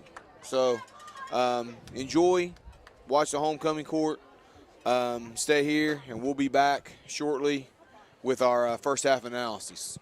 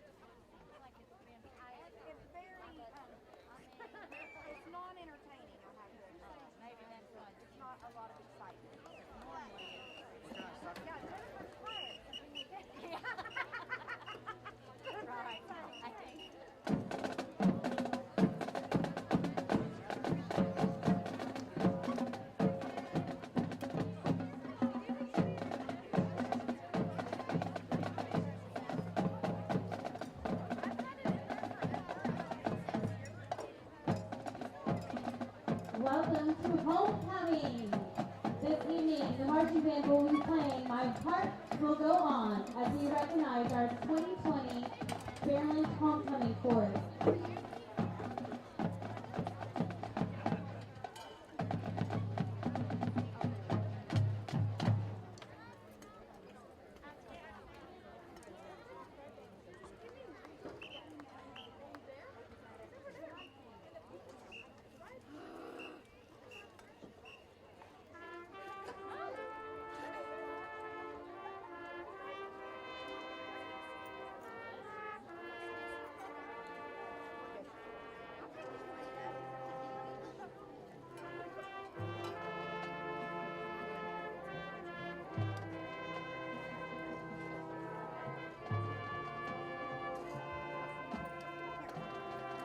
Our freshman attendant, Miss Emma Barnett. Emma is the daughter of Ray and Steve Barnett. She's being escorted by Justin Tice. Justin is the son of John and Michelle Tice. Emma's school activities include 4 years of concert band, 3 years of marching band, 10 years as a piano student. She's active in College Cadet Plus, and she's a Dean's List at Ohio University. She participates in Lone Guys and Gals 4-H Club, where she serves as a reporter, secretary, and president. She helps with the food drive for 4-H and volunteers at Cabell Clemson Hospital. She has a 4.47 GPA.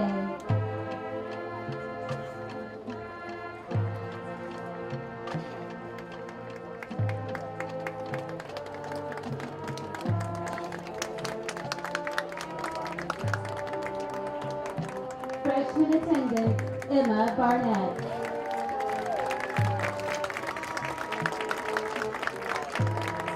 Our sophomore attendant, Ryan Henry.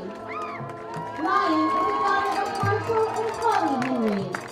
She is being escorted by Hunter Likens. Hunter is the son of Danny and Jenny Likens. Ryan's school activities include 2 years on the varsity cheerleading squad, and she's a member of the Beta Club. She has done numerous activities in the community with the cheer squad, such as tailgate parties, volunteered at the senior center, and Christmas parties with the children at NECO. She has a 4.4 GPA.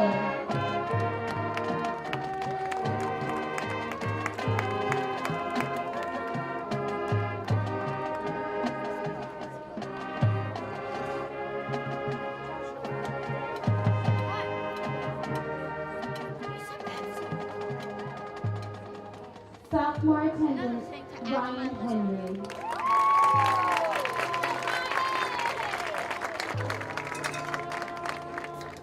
Next, we have our senior attendant, Gracie Allen. Gracie is the daughter of Chad and Trish Allen. She's being escorted by Jesse Lewis. Jesse is the son of Jesse Lewis and Susan Bouchelon. Gracie's school activities include 4 years of soccer, 2 years math club and prom committee, 2 years member of the FHS Clean and Green Club. She is a student council senior representative, and she played golf. She is a member of the C3 Church in South Point, Ohio. She has a 4.5 GPA. After graduation, Gracie plans to attend Marshall University and major in business.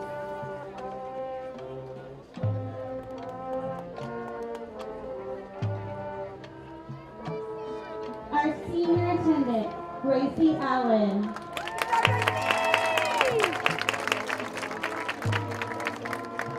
Please welcome our 2020 Fire Queen, Emma Ward. Emma is the daughter of Kevin Gibson and William Ward. She's being escorted by Justin Ward. Justin is the son of Chris and Leslie Ward. Emma's school activities include 4 years varsity cheerleading. She is the current captain. 4 years of varsity vocals. 1 year coach of Fairland 18 cheerleaders. She's been active in many community events with the cheer squad, talked at Wednesday Senior Center, and also Christmas parties with the children at NECO. She is a member of the Guyan Valley Baptist Church. After graduation, Emma plans to attend Shawnee State University and major in dental hygiene. The Rome Volunteer Fire Department Chief Nick Kuhn will present the flowers. Your 2020 Fire Queen, Emma Ward.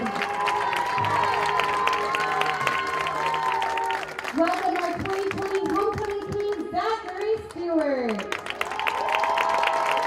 Zach is the son of Heather Glenn and Chad Stewart. He is being escorted by Mackenzie Maynard. Mackenzie is the daughter of Roger and Heather Maynard. Zach's school activities include 3 years of soccer and varsity vocals, 1 year prom committee. He volunteers to mow at OU Southern and NECO. Zach is a member of Sims Creek Baptist Church. After graduation, Zach plans to major in business at a university undecided. The 2019 Homecoming King, Jonathan Arthur, will present the crown.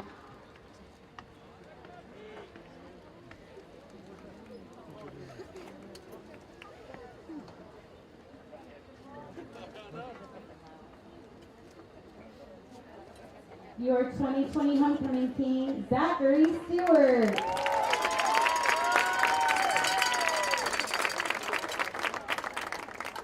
Now for our Homecoming Queen, Miss Emma Marshall.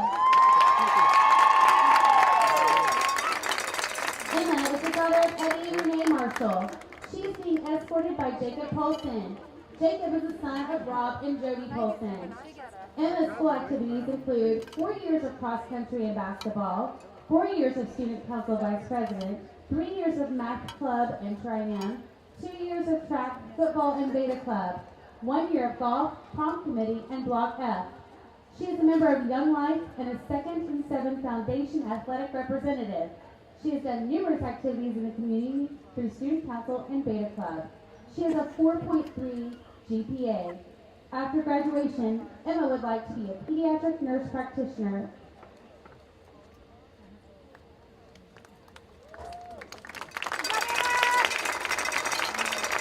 The crown is being presented by Sarah Kate Lewis, your 2019 Homecoming Queen. Please give a round of applause for your 2020 Fairland High School Homecoming Chorus.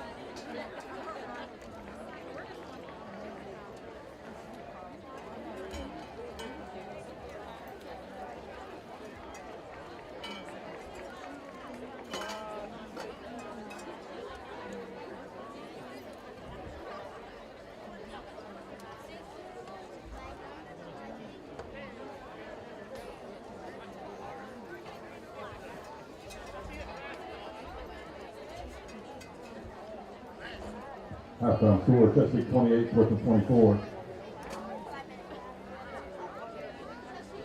Okay, guys, we're back here at Fairland GMO Stadium. We've got about a minute to go here before start of the second half. We're going to start out with a couple updated scores. Ironton leads Rock Hill 28-0. Chesapeake leads Portsmouth 28-24, and Waverly up over Wheelersburg at this point 14-7. So a couple updated scores from around the area. The one we're here at tonight, 21-0 Fairland leads at halftime. Fairland's going to have the ball coming out. Coach, what's your impressions of the first half here? Well, I thought South Point's game plan worked really well until the end of the second quarter there, and Fairland kind of just like gets the interception, turns that into a score, and then South Point gets the ball back. They hold them to a 3-and-out, bad punt. Fairland gets the ball at 35. And, 14 quick points there in the last 5 minutes of the half really hurt South Point. And then on top of that, Fairland's going to receive the ball here to start the second half. Yeah, absolutely. I thought for the better part of the game, South Point was playing pretty well, probably playing up to what they wanted to play. And in the last 6 minutes of the half, kind of got away from them. Fairland has athletes that can do that. They got playmakers at all positions, a senior quarterback, good line. They made some plays. I'm sure Coach Cunningham wasn't happy about the majority of the first half. A couple things there at halftime. First of all, Emma Marshall does come out in her football uniform and pads, so we were right about that. And Zach Stewart bringing back the 70s with the John Travolta white suit. Looking good. Shout out John Travolta. John Travolta. Shout out Grease. That was Saturday Night Fever, dude. Saturday Night Fever? Saturday Night Fever. My bad. I'm not a big, not big into that like you are. Yeah. Yeah, my fault. I did have to now I was watching something else on my iPad, but I did have to go to sleep kind of in my other ear hear Grease because my wife was watching it as we were going to sleep. So. I got you. Yeah, my wife and daughter are big fans. Not as big of fans as they are of Dirty Dancing. Hey, nobody puts baby in a corner. Nobody puts baby in a corner. You just don't do that. So it looks like both teams are out here stretching, getting ready for the second half. I'm going to go ahead and throw out an early player of the game nomination. Okay. Casey Hudson. Yeah, he had a great first half. Really great first half. Was in the backfield constantly. And I'll be honest with you, Coach, last week I watched Fairland play at Portsmouth, and Casey Hudson had numerous quarterback hurries. He never got there, though. And this week, he's had hurries, and he's arrived at the spot he wanted to. He's got to Pegram a couple of times. Not only that, any kind of jet motion coming his way, he's tackled the guy in the backfield. TJ Wong hasn't had much running room either way on those jet motions. No. But yeah, I agree. Casey Hudson's done a really nice job, and I'll tell you what, I was looking at stats. I got stats here. Maddox McAllister on the season. He only had 39 yards rushing and one catch for 28 yards, and I think he's got that in the first half. Yeah. He's had his season and a half so far. So Maddox McAllister, he's had some plays defensively too. So I think McAllister's really done a good job tonight too on the South Point side. So, and I think guys on their defensive line have done a good job for the most part. They've really done well off 70. He's been in a couple of big plays. Another McAllister, Bennett McAllister. I don't know if they're related or not. We'll give a shout out to Chase Kratzenberg, new AD at South Point. South Point, yep. Chase, a guy that Coach and I had an opportunity to coach against when we were coaching middle school basketball, and Chase played against our first team, and we were really good, and Chase's team almost beat us. Yep. At South Point, I believe was the second time we played him. Chase was a super competitive guy, and I know South Point's familiar with him. Obviously, he played there and he coached football there and he teaches there, and I just feel like you guys have a really good guy there in place. Chase is a super competitive guy, and those guys tend to get things done. I've always been a big fan of Chase, and I think he's going to do a great job. So I hope that South Point really embraces having the opportunity to have a young guy like Chase in there at the helm. So number 16, Collins, going to tee it up here. Hunt back in the middle of the field deep. Hunt's going to receive. I've said I didn't feel like this is a great situation, so we'll see what happens. Uh-oh. One got to beat. One got to beat Collins, and Collins does knock him out of bounds. Good play by Collins. A less athletic kicker doesn't get there. Collins knocks him out of bounds at about midfield, I think. At about the South Point 48-yard line. Again, Hunt, dangerous anytime he catches the football. And he really hasn't had a crazy impact on the game. No, he hasn't. But, you know, anytime he touches the ball, he has the potential to take it to the house no matter where he is on the field. And that was a great example of that.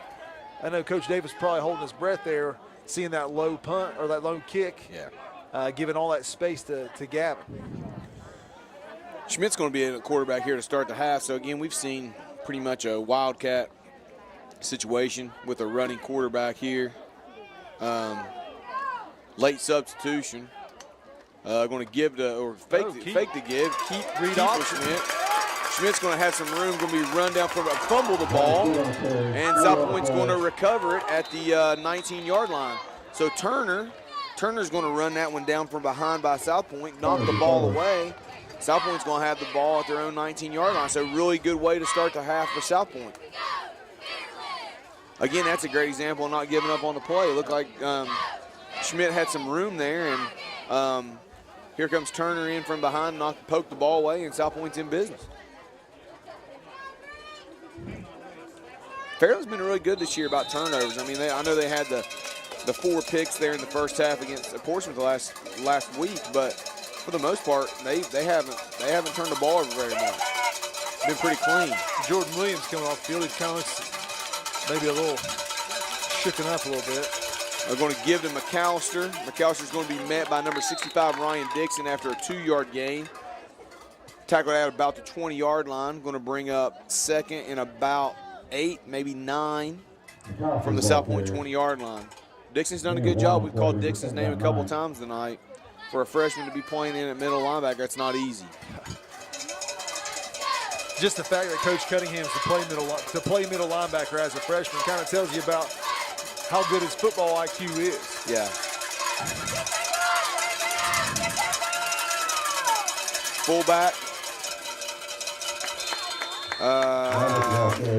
They're going to basically stop him for no gain, so it's going to bring up again a 3rd and 9 now. Bryson Hunt going to check in the game for Peyton Jackson of Fairland. So we got a 3rd and about 9 yards to go. So South Point's going to have to get into the playbook here, see what kind of play they're willing to roll out here. We got the cowbells going here. Shout out Dee Brunfield. Shout out Christy Hinkle. Oh, great play by Hudson again. Right there, gobbles the guy up. Hudson's killed it tonight. And he's pumped about it. Yeah, he's definitely been in the backfield most of the evening, and he's made impacts too. It's not just, over pursuit and then missing the tackle. He's been there to make some plays. Yeah. So Hunt's going to get another opportunity here. Collins going to be set up near his goal line to punt. We're at 9:52 and counting here in the 3rd quarter. Fairland leads 21-0 over the South Point Pointers here on homecoming night at Fairland. Low punt or low snap, kicks off. It's low. Low punt. Going to hit at the 40 and take South Point bounce to the 43-yard line. So Fairland's going to pick up 1st and 10 from the South Point 43-yard line. Turned it over on their first play there to start the second half, but they're coming back out here and we'll see what happens. They got the same guy. Schmidt's going to play quarterback again, I guess. We got Ward again on the sideline, I believe. Ward's coming in the game now with the football in his hand. So it's still interesting to me to see these guys have to place the ball on the ground. Hey, we can tackle each other, but we can't let somebody else touch the football. You got to keep your hand off the other guy's balls. Yes, you do.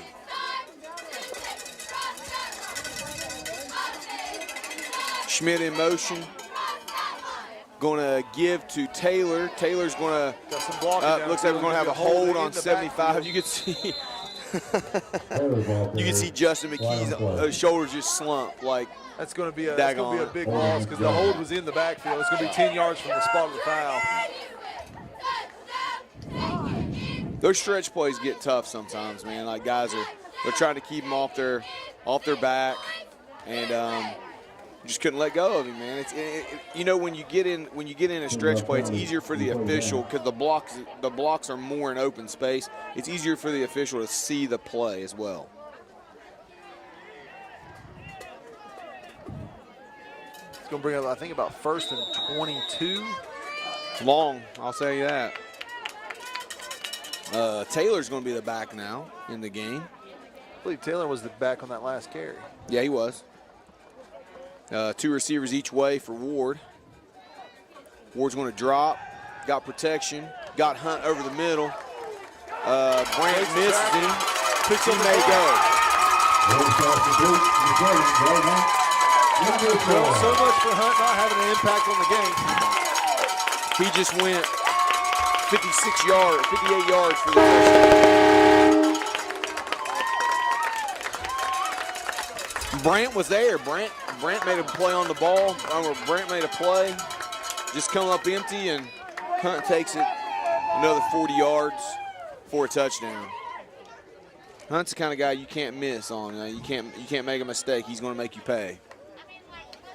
So Marshall's in here to attempt the extra point. 27-0. Fairland leads with 9:02 to go in the third quarter.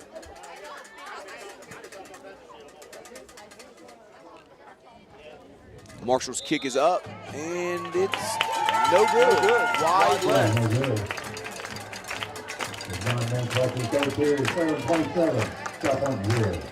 It's Fairland leads 27-0 with 9:02 to go here in the third quarter. We're going to take about a 30-second timeout.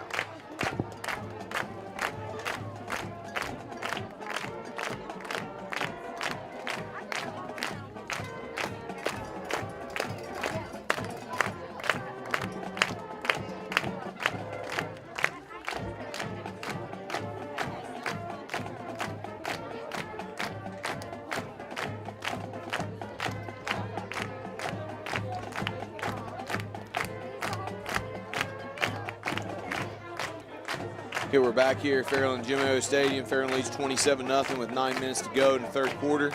Gavin Hunt's going to tee it up after receiving a 58-yard touchdown pass from Max Ward.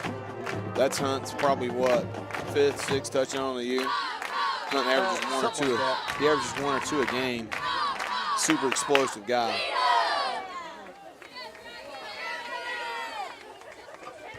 Hunt's going to pooch it kind of down the middle. Wong's going to field it at about the 20-yard line and be brought down from behind by Steeler Leap at the 31-yard line. Good play by Steeler Leap. I'll tell you what, Gavin Hunt's kind of a I know he's got opportunities to play Division III football. Kind of reminds me a little bit of Michael Stitt last year. Great football players. Great football players that are good enough to get money, like D2, NAIA, those kind of guys, but size. Yeah. Size is what's making them be Division III players. And I'm hoping Hunt gets an opportunity to get a scholarship somewhere, to get money at a place, because I think he deserves it. He's that kind of athlete, but I thought Michael Stitt was too. Pigram's going. Here we go. Schmidt's running. Schmidt shoves him forward. Schmidt shoves Pigram forward for about a 2-yard gain. You know, we had an athlete here a couple years ago. Actually, it did end up playing higher level football. Nathan Campbell. Nathan Campbell played at Division I AA Davidson in North Carolina. Kedrick Cunningham right now for Fairland plays for Division II West Virginia State. Michael Stitt is playing Division III football at Ohio Northern. Trying to think, we got any other guys playing football at Fairland from Fairland right now? Not that I can think of. Joel Lambiot. Well, think about Joel Lambiot. Joel Lambiot's playing quarterback at Marshall. That's true. So, Good play by South Point. Yeah, good play to pass out here to Taylor for about a 10-yard gain. It's going to pick up the first down to the South Point 45-yard line, first and 10. Finally, Pegram has a clean pocket to throw from, and lo and behold, man, they pick up 10 yards. Yeah, hey, I want to give a shout-out to Joel, man. Joel's I guess last week, he was Scout Team Player of the Week. And Joel's in a weird situation, man. There's 3 redshirt freshman quarterbacks on that team, including the starter, which just blew up the world 2 weeks ago. He had a pretty good game. But Joel's kind of guy, man, he's going to stand there and grind. And he's in medical school, too. So Joel's going to come out with something big. But shout out to Joel. He was great on Friday nights, and now he's playing at Marshall. That's awesome. Pickering's going to drop back, pressure by half the Dragons. Down to Brant. Going to be broken up on the play by number 27, Steeler Elite, playing safety. Pickering put out a ball there for him to have an opportunity to make a play on. Just had 2 Fairland Dragons there converging on it. And Fairland had about 5 guys giving chase. Yeah, he really kind of threw up a good ball there. It was a catchable ball.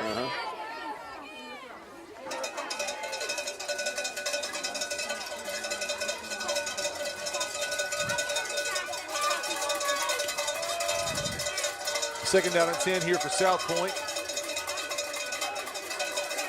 7:27 here in the third quarter. Running a triple option again. Pitch to Turner, and Schmidt's going to have it. Schmidt's just chasing stuff down like the play can't even develop. Schmidt's all on from the backside. I didn't realize he was that fast.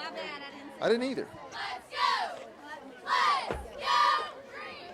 So it's going to bring up third and about 12 for South Point. Fairland leads 27-0 with 6:56 to go here in the third quarter. Last time they're in this position, South Point was able to make a play to Taylor on the outside. Taylor's going to be down here on the bottom of the field against a freshman corner in Bryson Hunt. See if Pegram likes that. Now he's going to roll the other way. He's going to throw it short to Wong. And he's going to be just short of the first down. Yeah, he's going to be about a yard or 2 short of the first down. They're into Fairland territory now. I assume that Coach Davis is probably going to go for this.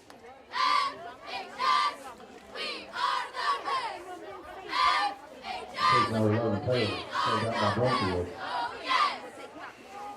Brings up a 4th down and 2. That's 4th and 1. 4th and 1 from the 46-yard line for South Point. Got to get to the 45 for the first.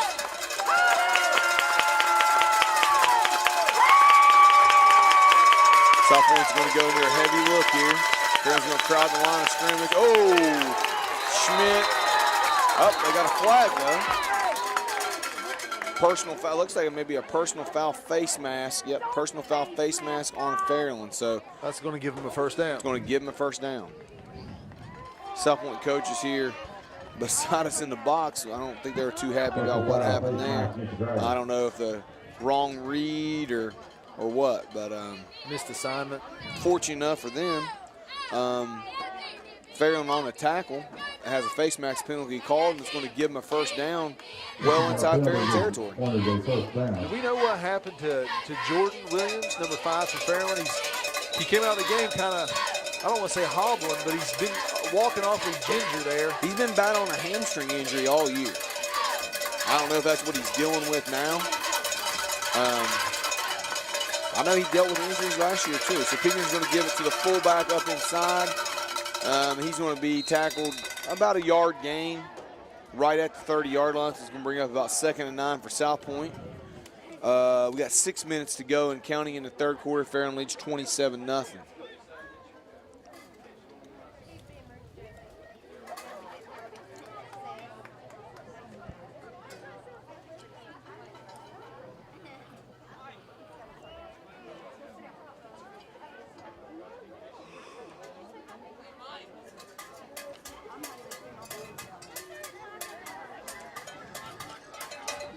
So Pegram's going to be in the shotgun here. See if Fairland tries to bring some guys. So Pegram's going to throw the deep ball to Brant. and it's going to be incomplete. A little bit of contact there on the side. I don't know if the official was thinking that the ball might have been out of bounds or overthrown or what, but it's going to bring up about 3rd and 9 for South Point at the Fairland 30-yard line. Pretty good ball by Pegram.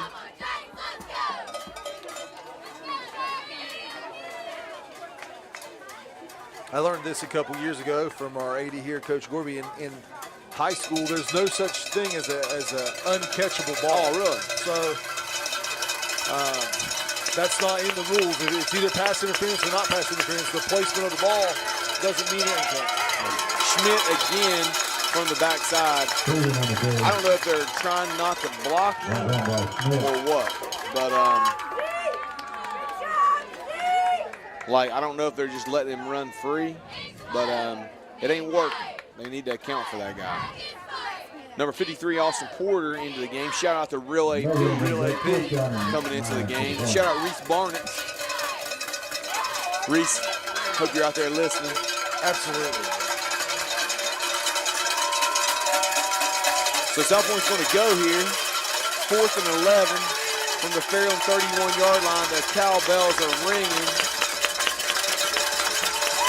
Pegram in the shotgun. One receiver each way. Pegram's going to drop, roll to his left, throw it up in amongst 3 or 4 guys. Hunt's going to pick it right at the goal line and be brought down at the 5-yard line. It's one of those plays where you probably should just bat it down. Yeah, you're right. But you don't get a stat for that, dude. You don't. You're right. You do. You get a pass defended, but picks look better. Picks look better.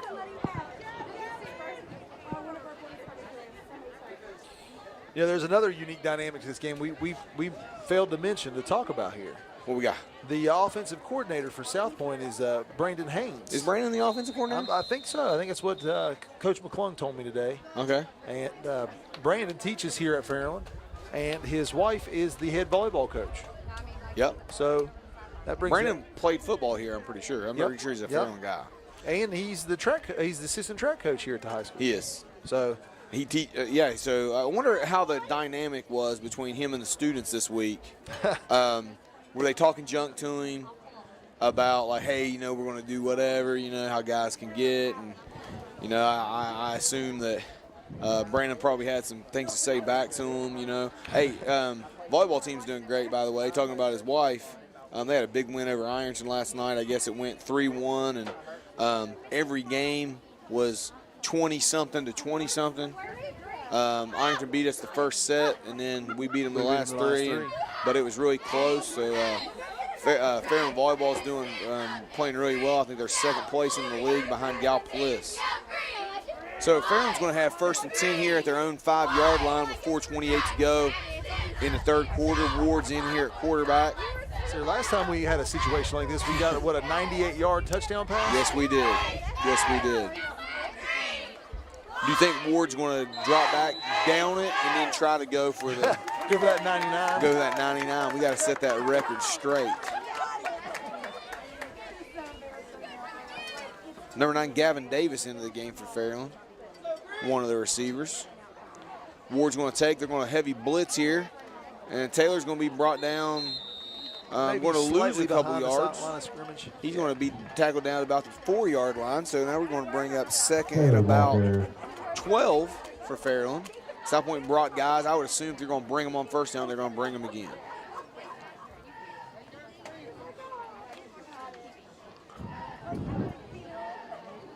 Ward needs to be careful here and make good decisions. Yep.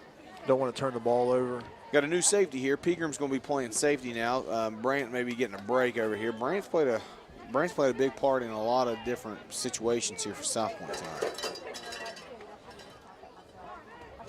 They're going to bring some guys again. Going to give it to Taylor. Taylor's going to try the left side. Good run by Tevin Taylor. Run out of bounds by number 52, Hunter Berry. Out to about the 14-yard line. Is going to bring up a 3rd and about 1, maybe 2 for Fairland.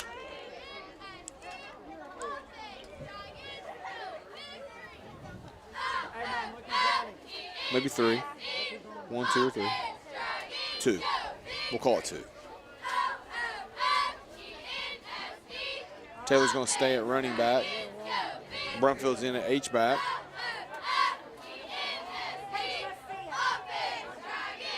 Ward's going to take, give to Taylor. Good cutback by touch Taylor. in the backfield, but he's going to have some room. Oh man, they called something in the middle of the field there. It's got to be a hold.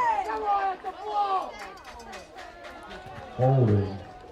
I know Coach Cunningham. I know the fans are wanting it. They thought it was a legal block, and the official threw the flag. We've talked about this before.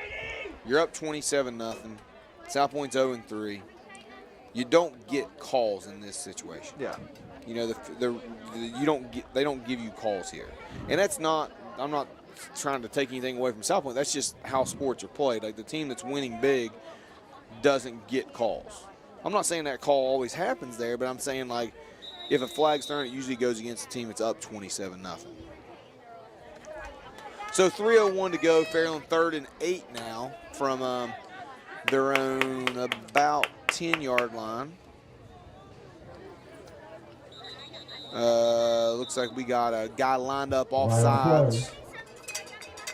So now it's going to bring up a 3rd and 3 for Fairland. That's going to open the playbook way back up. I think you were definitely in a passing situation. Now you maybe could do both. So I think maybe one of the linemen was lined up off sides.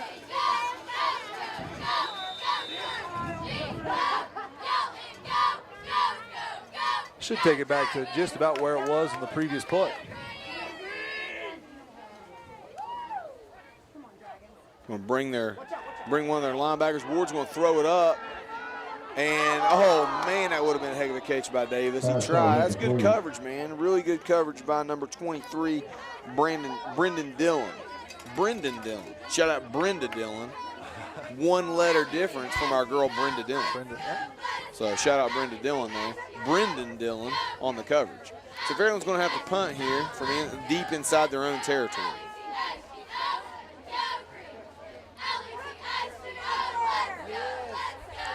And Turner's going to be the deep man to receive this one. Again, we've seen Gavin take off close to his own goal line before here, so that's something South Point needs to keep in mind. Gavin has a little YOLO in him, like he'll just do it. Turner's going to drop it and jump on it, and it's going to be covered up at about the 47-yard line.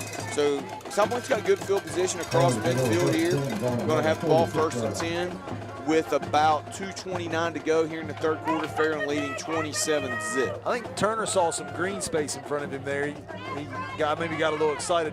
Didn't watch the ball all the way in. I think he was ready to return that. Yeah. Got excited, man. He got pumped. It's like me. I don't get excited. I stay lit. That's the level you're at all the time. Where I'm at. I'm always like lit.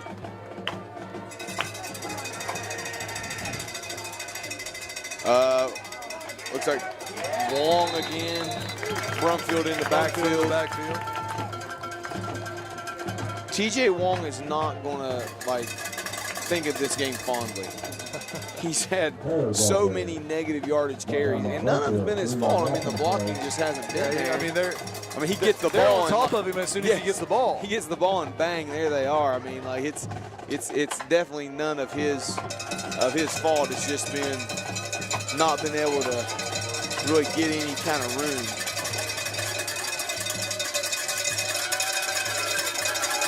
Pitch outside here to McAllister, one-on-one, and he's going to pick up a couple yards. Going to bring it back to about the original line of scrimmage for South Point. So now it's going to bring up a 3rd and 10. The real AP Austin Porter checking into the game for Fairland.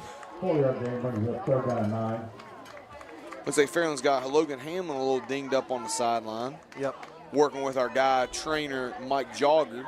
Hey, if anybody can get you back in the game, it's Mike Jogger. It's Mike Jogger. That guy, look at him.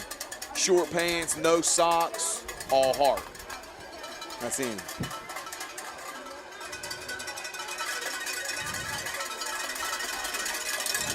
Third and 9, 1 minute to go here in the 3rd. Pegram in the shotgun, receivers both ways. Timeout, Coach Davis from South Point with 1:02 to go here in the 3rd quarter. 27-0 Fairland leads. We're going to take a 30-second timeout.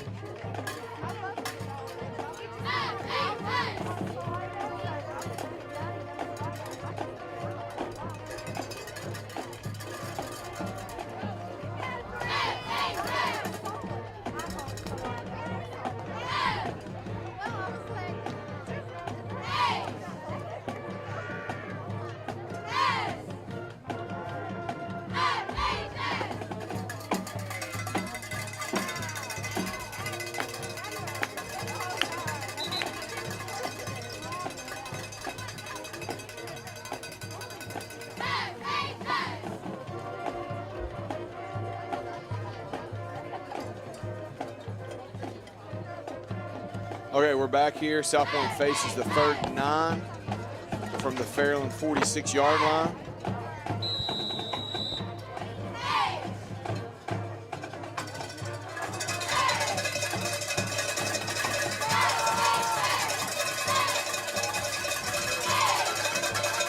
We're gonna pitch it. Ain't nobody there though. He looked like he's gonna throw it, but there wasn't nobody out in a route. You know what I'm saying? Like he stood up like, hey, I'm gonna throw to somebody, and those dudes were blocking. I don't know if number 13, Alex Lambert. I don't know if Cody Brandt was maybe supposed to come across the field. That's a long way to go, man. Like with the kind of pressure that Fairland's gotten to try to get that. I think you might be able to pull that off on Madden. Maybe. Depends on who your quarterback is. So South Point looks like they're going to keep the offense on the field here. 4th and 11. They're going to go into the quarter. We got 11 seconds and counting here to the 4th quarter. Over under, how many guys put up 4 fingers? I'm going to say 30%. You got to give me a number, dude. Like, give me a 30, number. 30 is a number. I'm going to go 5. There's one. There's Josiah. Who else? Seen South Point guys over there? Just one. One guy, Josiah. Shout out Josiah Wyrick. He's like, let's go, 4th quarter. Everybody else is like, whatever. Is that not? It's a thing still, right? I don't know. In my heart, it's still a thing. Yeah. Looks like we got, speaking of Lambiot, we've got Joe Lambiot down there looking at Logan Hamlin right now. We'll talk about a guy that does a lot for our school and our sports programs. Joe Lambiot goes above and beyond to really help our athletes. Yeah, he does. I mean, and like, he definitely deserves recognition for what he does. And I think Joe loves it, but we really love him and really appreciate all that he does. And we can, anytime we get a guy or girl injured, you know, Joe is more than willing to, you know, help us out and help that kid out. So South Point looks like they're going to keep the offense on the field for the 4th and 11 from the Fairland 48-yard line, down 27-0 to start the 4th quarter. 3 receivers down here to the bottom of the field. We haven't seen this formation yet tonight. Pigram's going to throw it out to 13. Going to throw it deep, and Hunt tried to make a play on the ball. Again, that would have been, like you said, probably better to miss that one.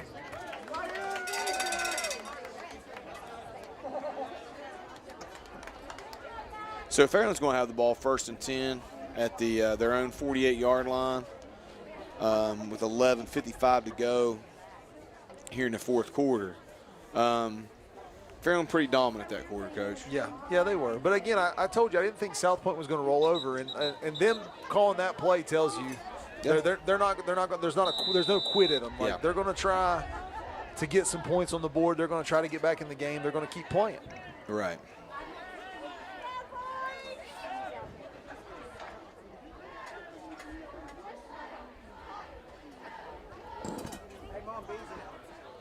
Just got a text from our boy Ronnie Canterbury. He says that life is the 4th quarter. Oh, nice. Taylor's going to run up inside here. He's going to pick up a 1st down, it looks like, for Fairland. I do want to say this, you know, we're late in the game. Looks like Fairland's controlling it. South Point's been through a lot of coaches and a lot of turnover.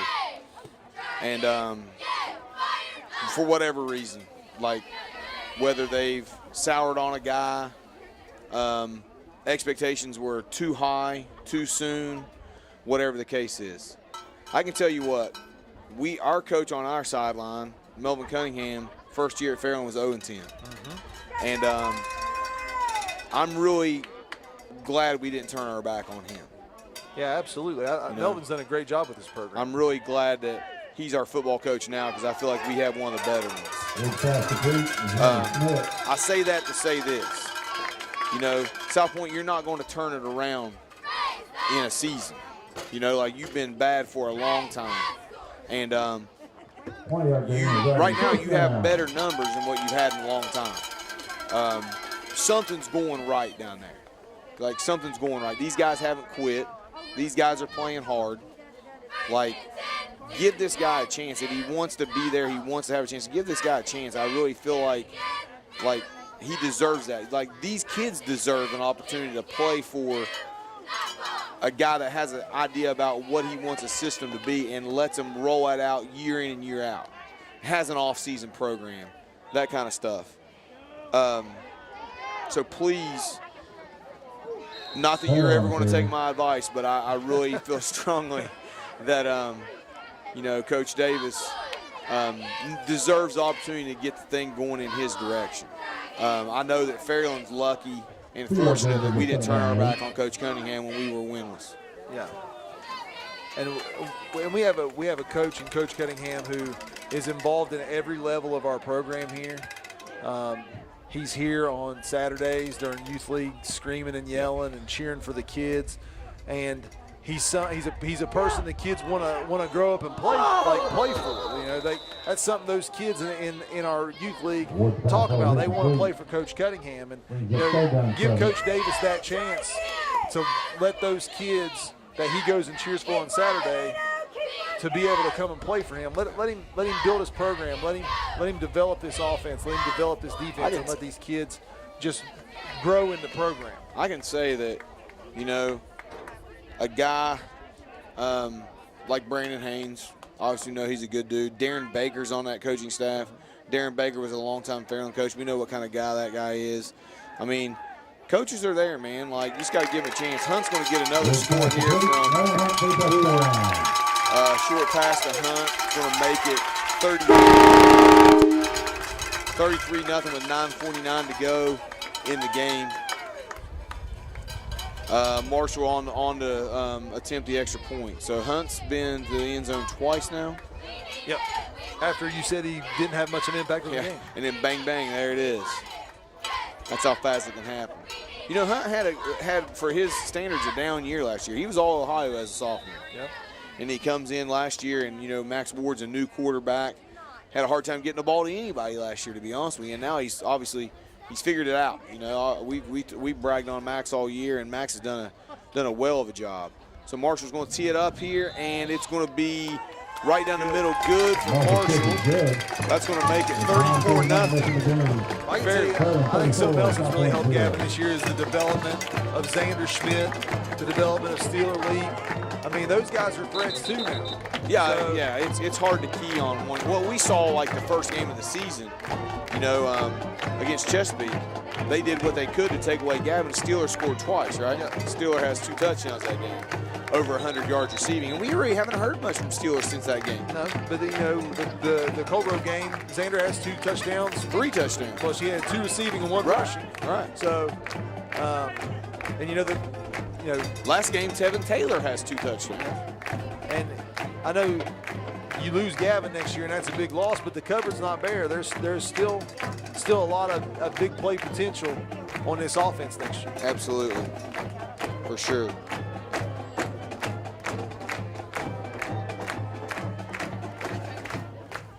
So Hunt's going to tee it up here again. Again, Fairland leads 34-0 with 9:39 to go here in the 4th quarter at Fairland's Jim Mayo Stadium.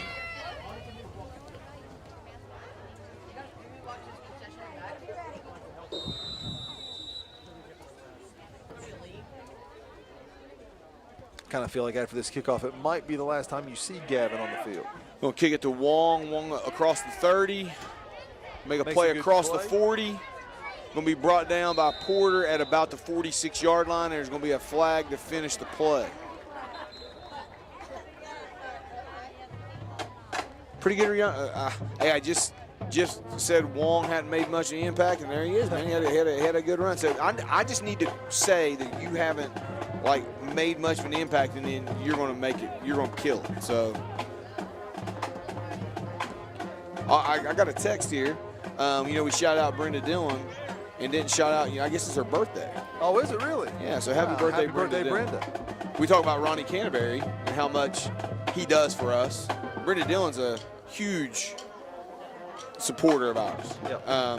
Fairland basketball, just in general, the things that she does for us is invaluable, and we are tremendously grateful. She helps in our youth league a lot, helps with our high school team a lot. So But her most important job, hospitality room coordinator. Yes, hospitality room coordinator for our events. She the chicken and noodles. Oh, Yeah. oh, absolutely. Shout out Juanita. Pegram drops the pass. Going to have Brant. Good gain over across the 50-yard line, and going to be a first down for South Point into Fairland territory, about the 49-yard line. Hunt going to come up a little lame there on that hit. Yeah, I'm kind of surprised he's still on the field, to be honest. Yeah, he's coming off. Good call. I don't know if he's just kind of hurt his shoulder a little bit when he kind of leaned in there. I don't know what happened there. 8:54 and counting. South Point 1st and 10 from the Fairland 48-yard line. I formation with Pegram under center. Pegram's going to throw it out here to Taylor on a screen. Taylor's going to reverse field. He's got some blockers. He's going to be tackled out of bounds at about the 40-yard line.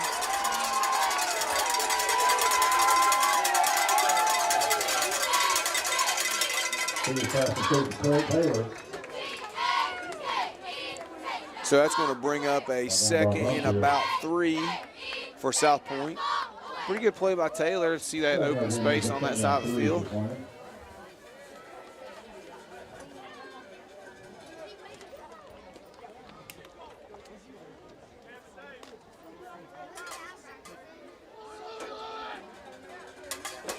Pegram under center, 2 receivers to the top of the field, I formation. Pegram's going to pitch out here to McAllister. McAllister's going to cut back, stiff arm Barker, run over Jackson, and get down to about the 24-yard line. Really good run by McAllister for South Point.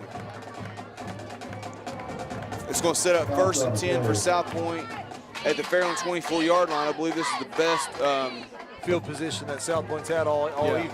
The closest they've come to the goal line all evening is right now. So let's see if they can cash it in with 7:30 and counting to go here in the 4th quarter.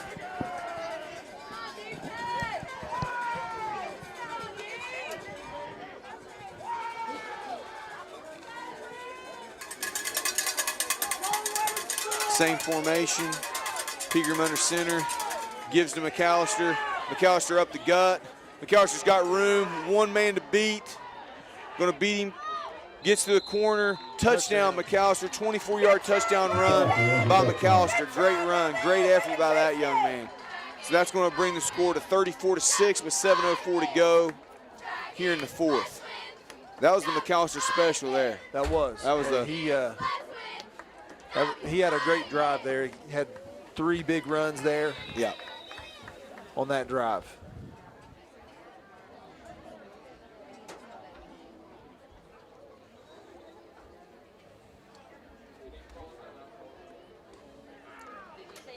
So we got Collins here to attempt the extra point.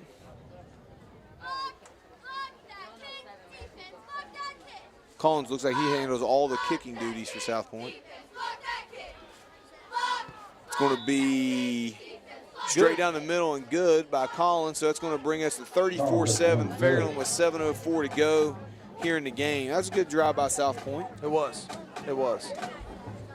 You know, we talked about this with the Colgrove game. The Colgrove game got tight on Fairland. Obviously, like, really tight. But we were impressed by the fact that Colgrove didn't quit in that game. They're down 28-0. They don't quit. South Point hasn't quit either. No, they haven't.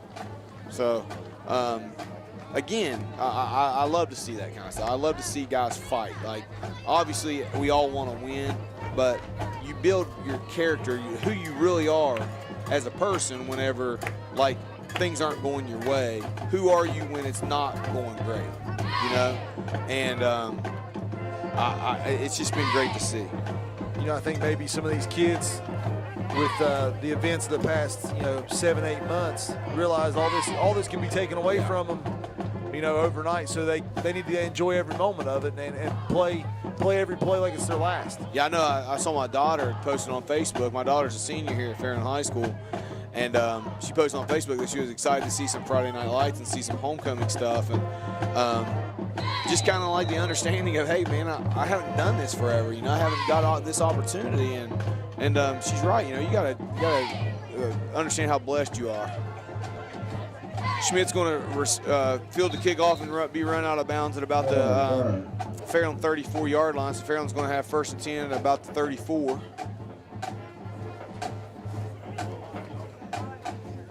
They're going to take over 1st and 10 the ball on the 33-yard line.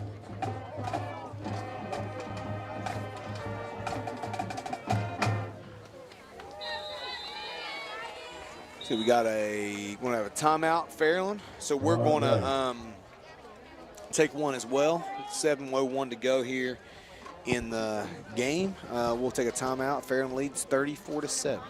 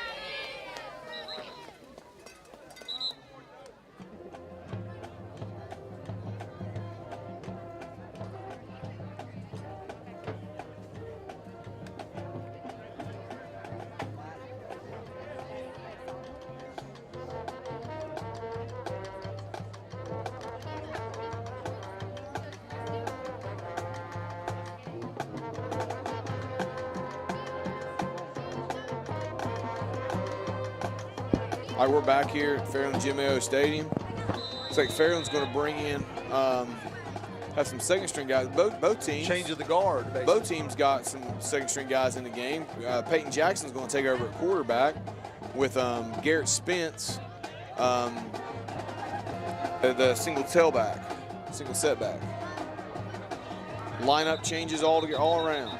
We've got, let's see here, Gavin Davis and Bryson Hunt at the top of your screen.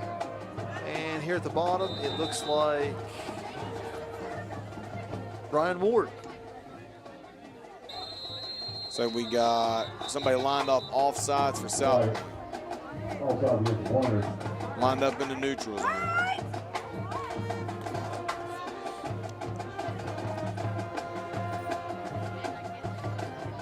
It's going to get Fairland a free 5 yards. Peyton Jackson, son of Fairland great Michael Jackson, played quarterback here, took him to the first playoffs back in, what, 93? It was in 92. It was 93? Yeah, I think it was 93. Yeah, 93. I was a freshman. Gosh, that's a long time ago. So Jackson's going to be here in a shotgun. Going to hand off inside to Spence. Going to be wrapped up immediately by number 18, Taylor Smith, sophomore linebacker. Going to lose about 2 yards, bring up second and about 7 for Fairland with 6:44 and counting in the fourth.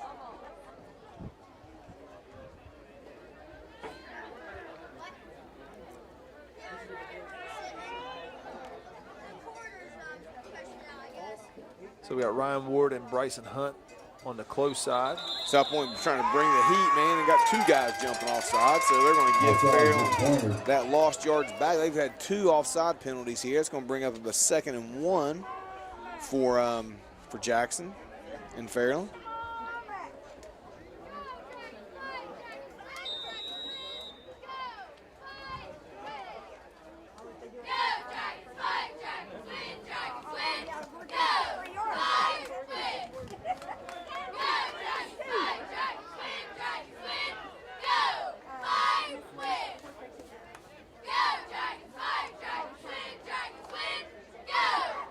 Jackson's going to take, pass outside to Hunt. Hunt's going to Get the first down. get the first down and then some. Will be tackled out across the midfield to about the 48-yard line. So that's going to be about a 12-yard reception by Hunt. Going to bring up 1st and 10 Fairland with 6:16 to go in the fourth quarter. Somebody called timeout. Did you see who it Somebody was? called a timeout. I did not see who it was. While we have the sub guys, second string guys in the game, let's go ahead and talk about like players of the game, both teams.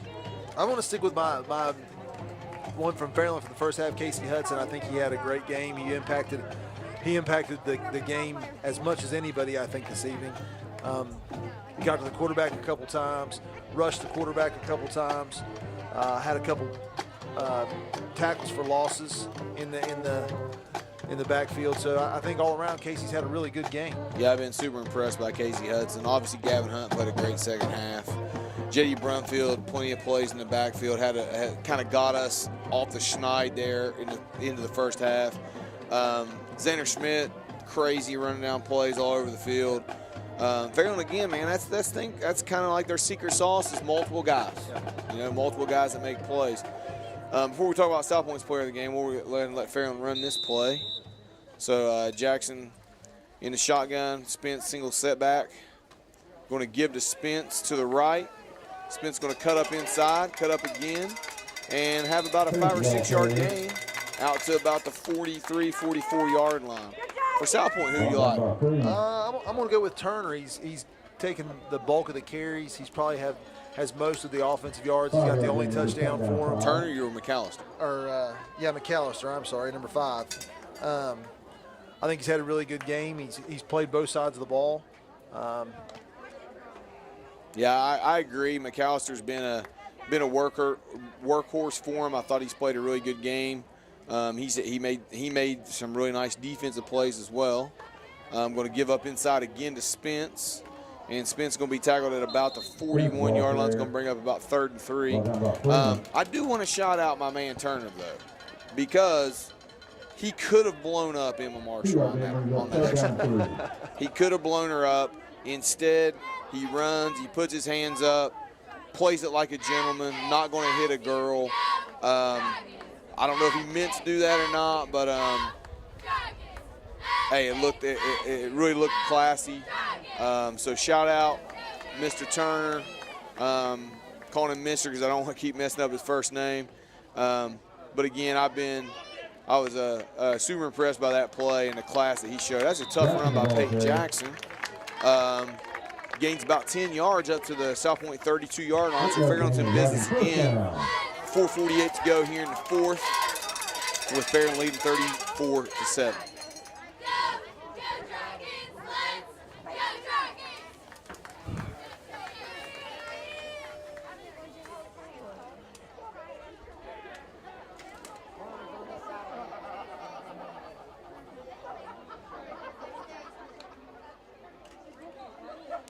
Jackson's going to give to Spence to the left side this time. Spence going to stiff arm the guy, get run out of bounds at about the 30-yard line. So he's going to pick up about 2 yards. Get it out of your pocket and throw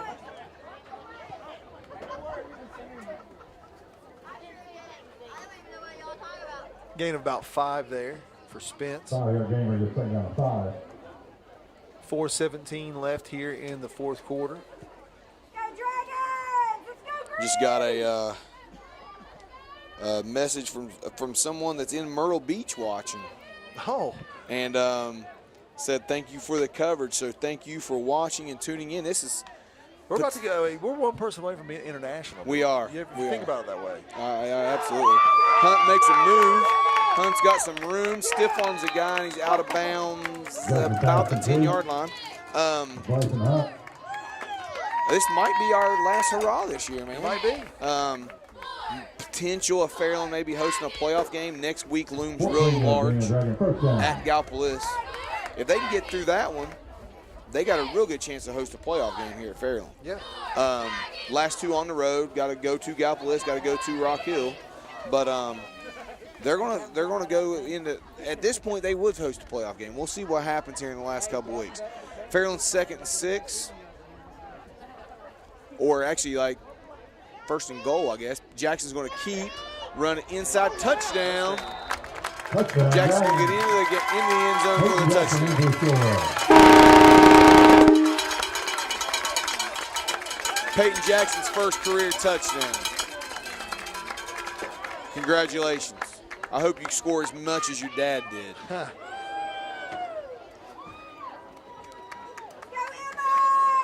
Emma Marshall in the game to attempt the extra point. It's now 40-7 Fairland with 3:45 to go here in the game. Tevin Taylor having to get on the field late, like guys that are on extra points, like that haven't been in the game, they're kind of over there chilling, like, oh, we scored, so I got to get in the game. The real AP checking in the game, and Hudson lines him up. Marshall's going to tee it up, and just have enough mustard on it to get it over the goalpost. So now that's going to put us at 41-7, 3:45 to go in the game. Fairland leads here on homecoming night. We're going to take a short 60-second break.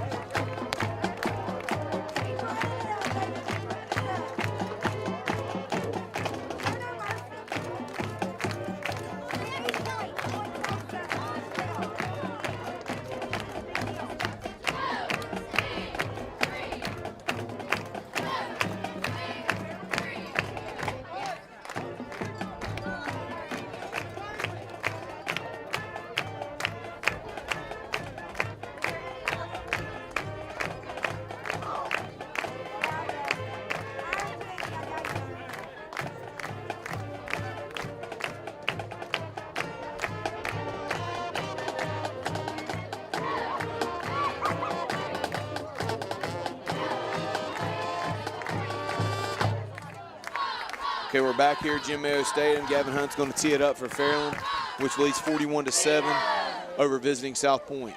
You know, we talked about player of the game. The Hunts might be the family of the game. Family of the game. Yeah, Bryson had 2 big plays on that last drive. Yeah, he did. The Wards. The Wards. You know, they're a family. You know, they could be in that conversation. Hunt's going to kick it short. Oh, man. I know they didn't even mean to do that.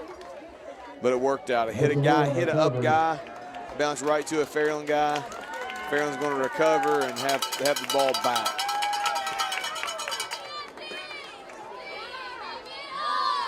I remember, I can tell you a story here. I was helping Coach Carroll. 2012, we're at River Valley, and we're up big. River Valley, I think, maybe their last year in the league is close to that.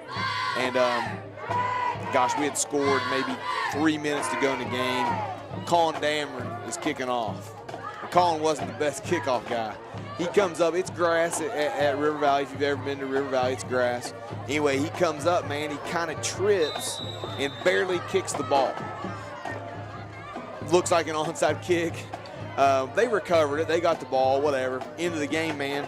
Like their coach comes out today, he's ready to fight. I mean, he's thinking, you know, Coach Carroll tried to onside kick against them, you know, up 30-some points. And that wasn't the case. Obviously, those of us on the sideline knew what was going on. But for anybody like, you know, maybe on the other side or in the stands, they're like, man, what's Fairland doing? You know, why are they trying to run up the score? You know, they're up 30 points here. And, you know, obviously that situation, Gavin doesn't mean to kick it to, like, and drill an up man. He does, and things happen. But that kind of reminded me of that story at River Valley, how as many times I've seen Gavin kick it out of bounds, I know he doesn't have the accuracy to hit an up man like that. Hey, go hit 27. Like, yeah, he can't do that. So Jackson's here in the shotgun, 2:49 and counting, 2nd and 9. Fairland's going to keep it on the ground with Spence. Spence going to be brought down immediately by number 65, Xavier Haney, sophomore for South Point. Brought down by Frederick. It's going to bring up about 3rd and 8 for Fairland. 2:28 and counting. No, 3rd and 11. I'm sorry. 3rd and 11.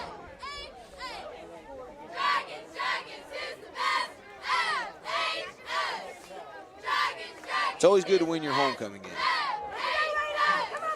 And it was nice to see they had a homecoming court. I know there's no homecoming dance. I guess that's been a controversy this week.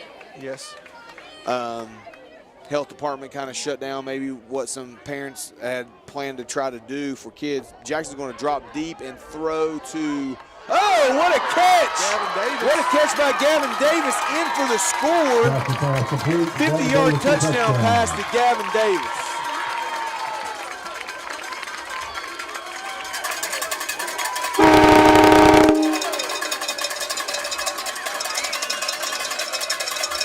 What a catch by, have you seen that, like most of you have, the segment on Sunday, You Got Moss? That was it, man. Like, Davis goes up, another guy there. Davis pulls it up, touchdown. Big play, Gavin Davis, great hands. It's funny, like, you know, Gavin makes a great play. Immediately, Coach Cunningham goes out to talk to Peyton Jackson about what he saw and why he threw it where he threw it, like immediately. Always coaching, always coaching. Marshall in to attempt the extra point. And it's going to be right down the middle, good for Marshall. So now it makes it 47-7. Fairland with 1:33 to go here in the game.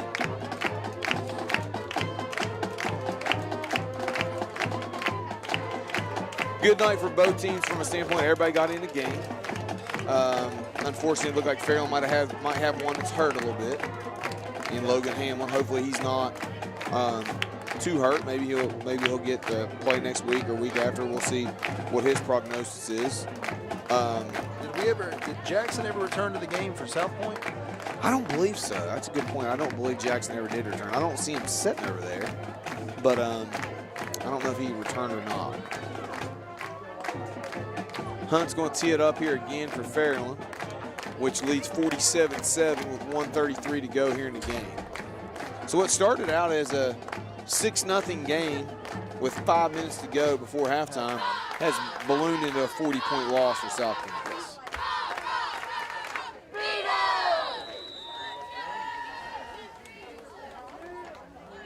Hunt's going to kick that one right down the middle. Again, I think that's what he was kind of trying to do before, and he just hit somebody.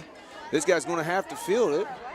Number 30 is going to field it at about the 2-yard line and be brought down about the 15. Number 30, Elijah Wilburn for South Point. Going to pick up about 10, 15 yards on the return.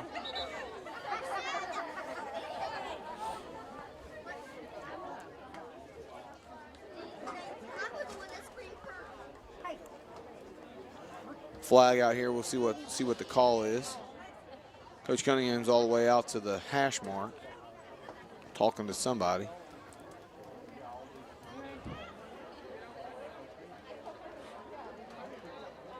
Let's see. She's still trying to coach his young guys. This is a good learning experience. Not a whole lot of freshmen ever get into Friday night football games. No, not too many of them. And for these guys to get half a quarter, that's huge, man.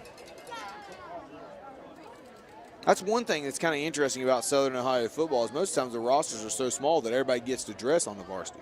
Yeah. So in games like this, they do get opportunities to play. Well, and then lots of times, you know, you are so small that, like, some teams, like your JV roster and schedule is so slim, like you're dressing varsity, but you're really not ever playing that much because you may or may not have a JV game on Monday. Right.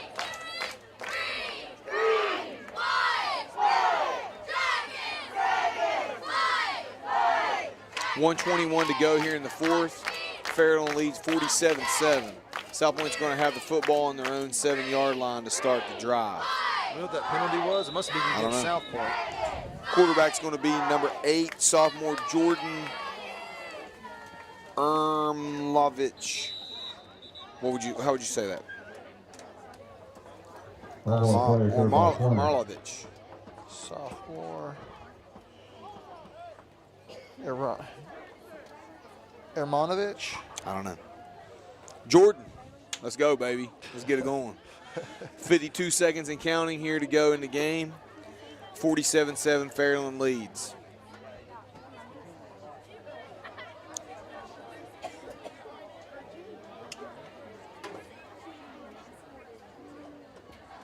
Jordan's going to give it inside to, I think, number I couldn't even tell from here.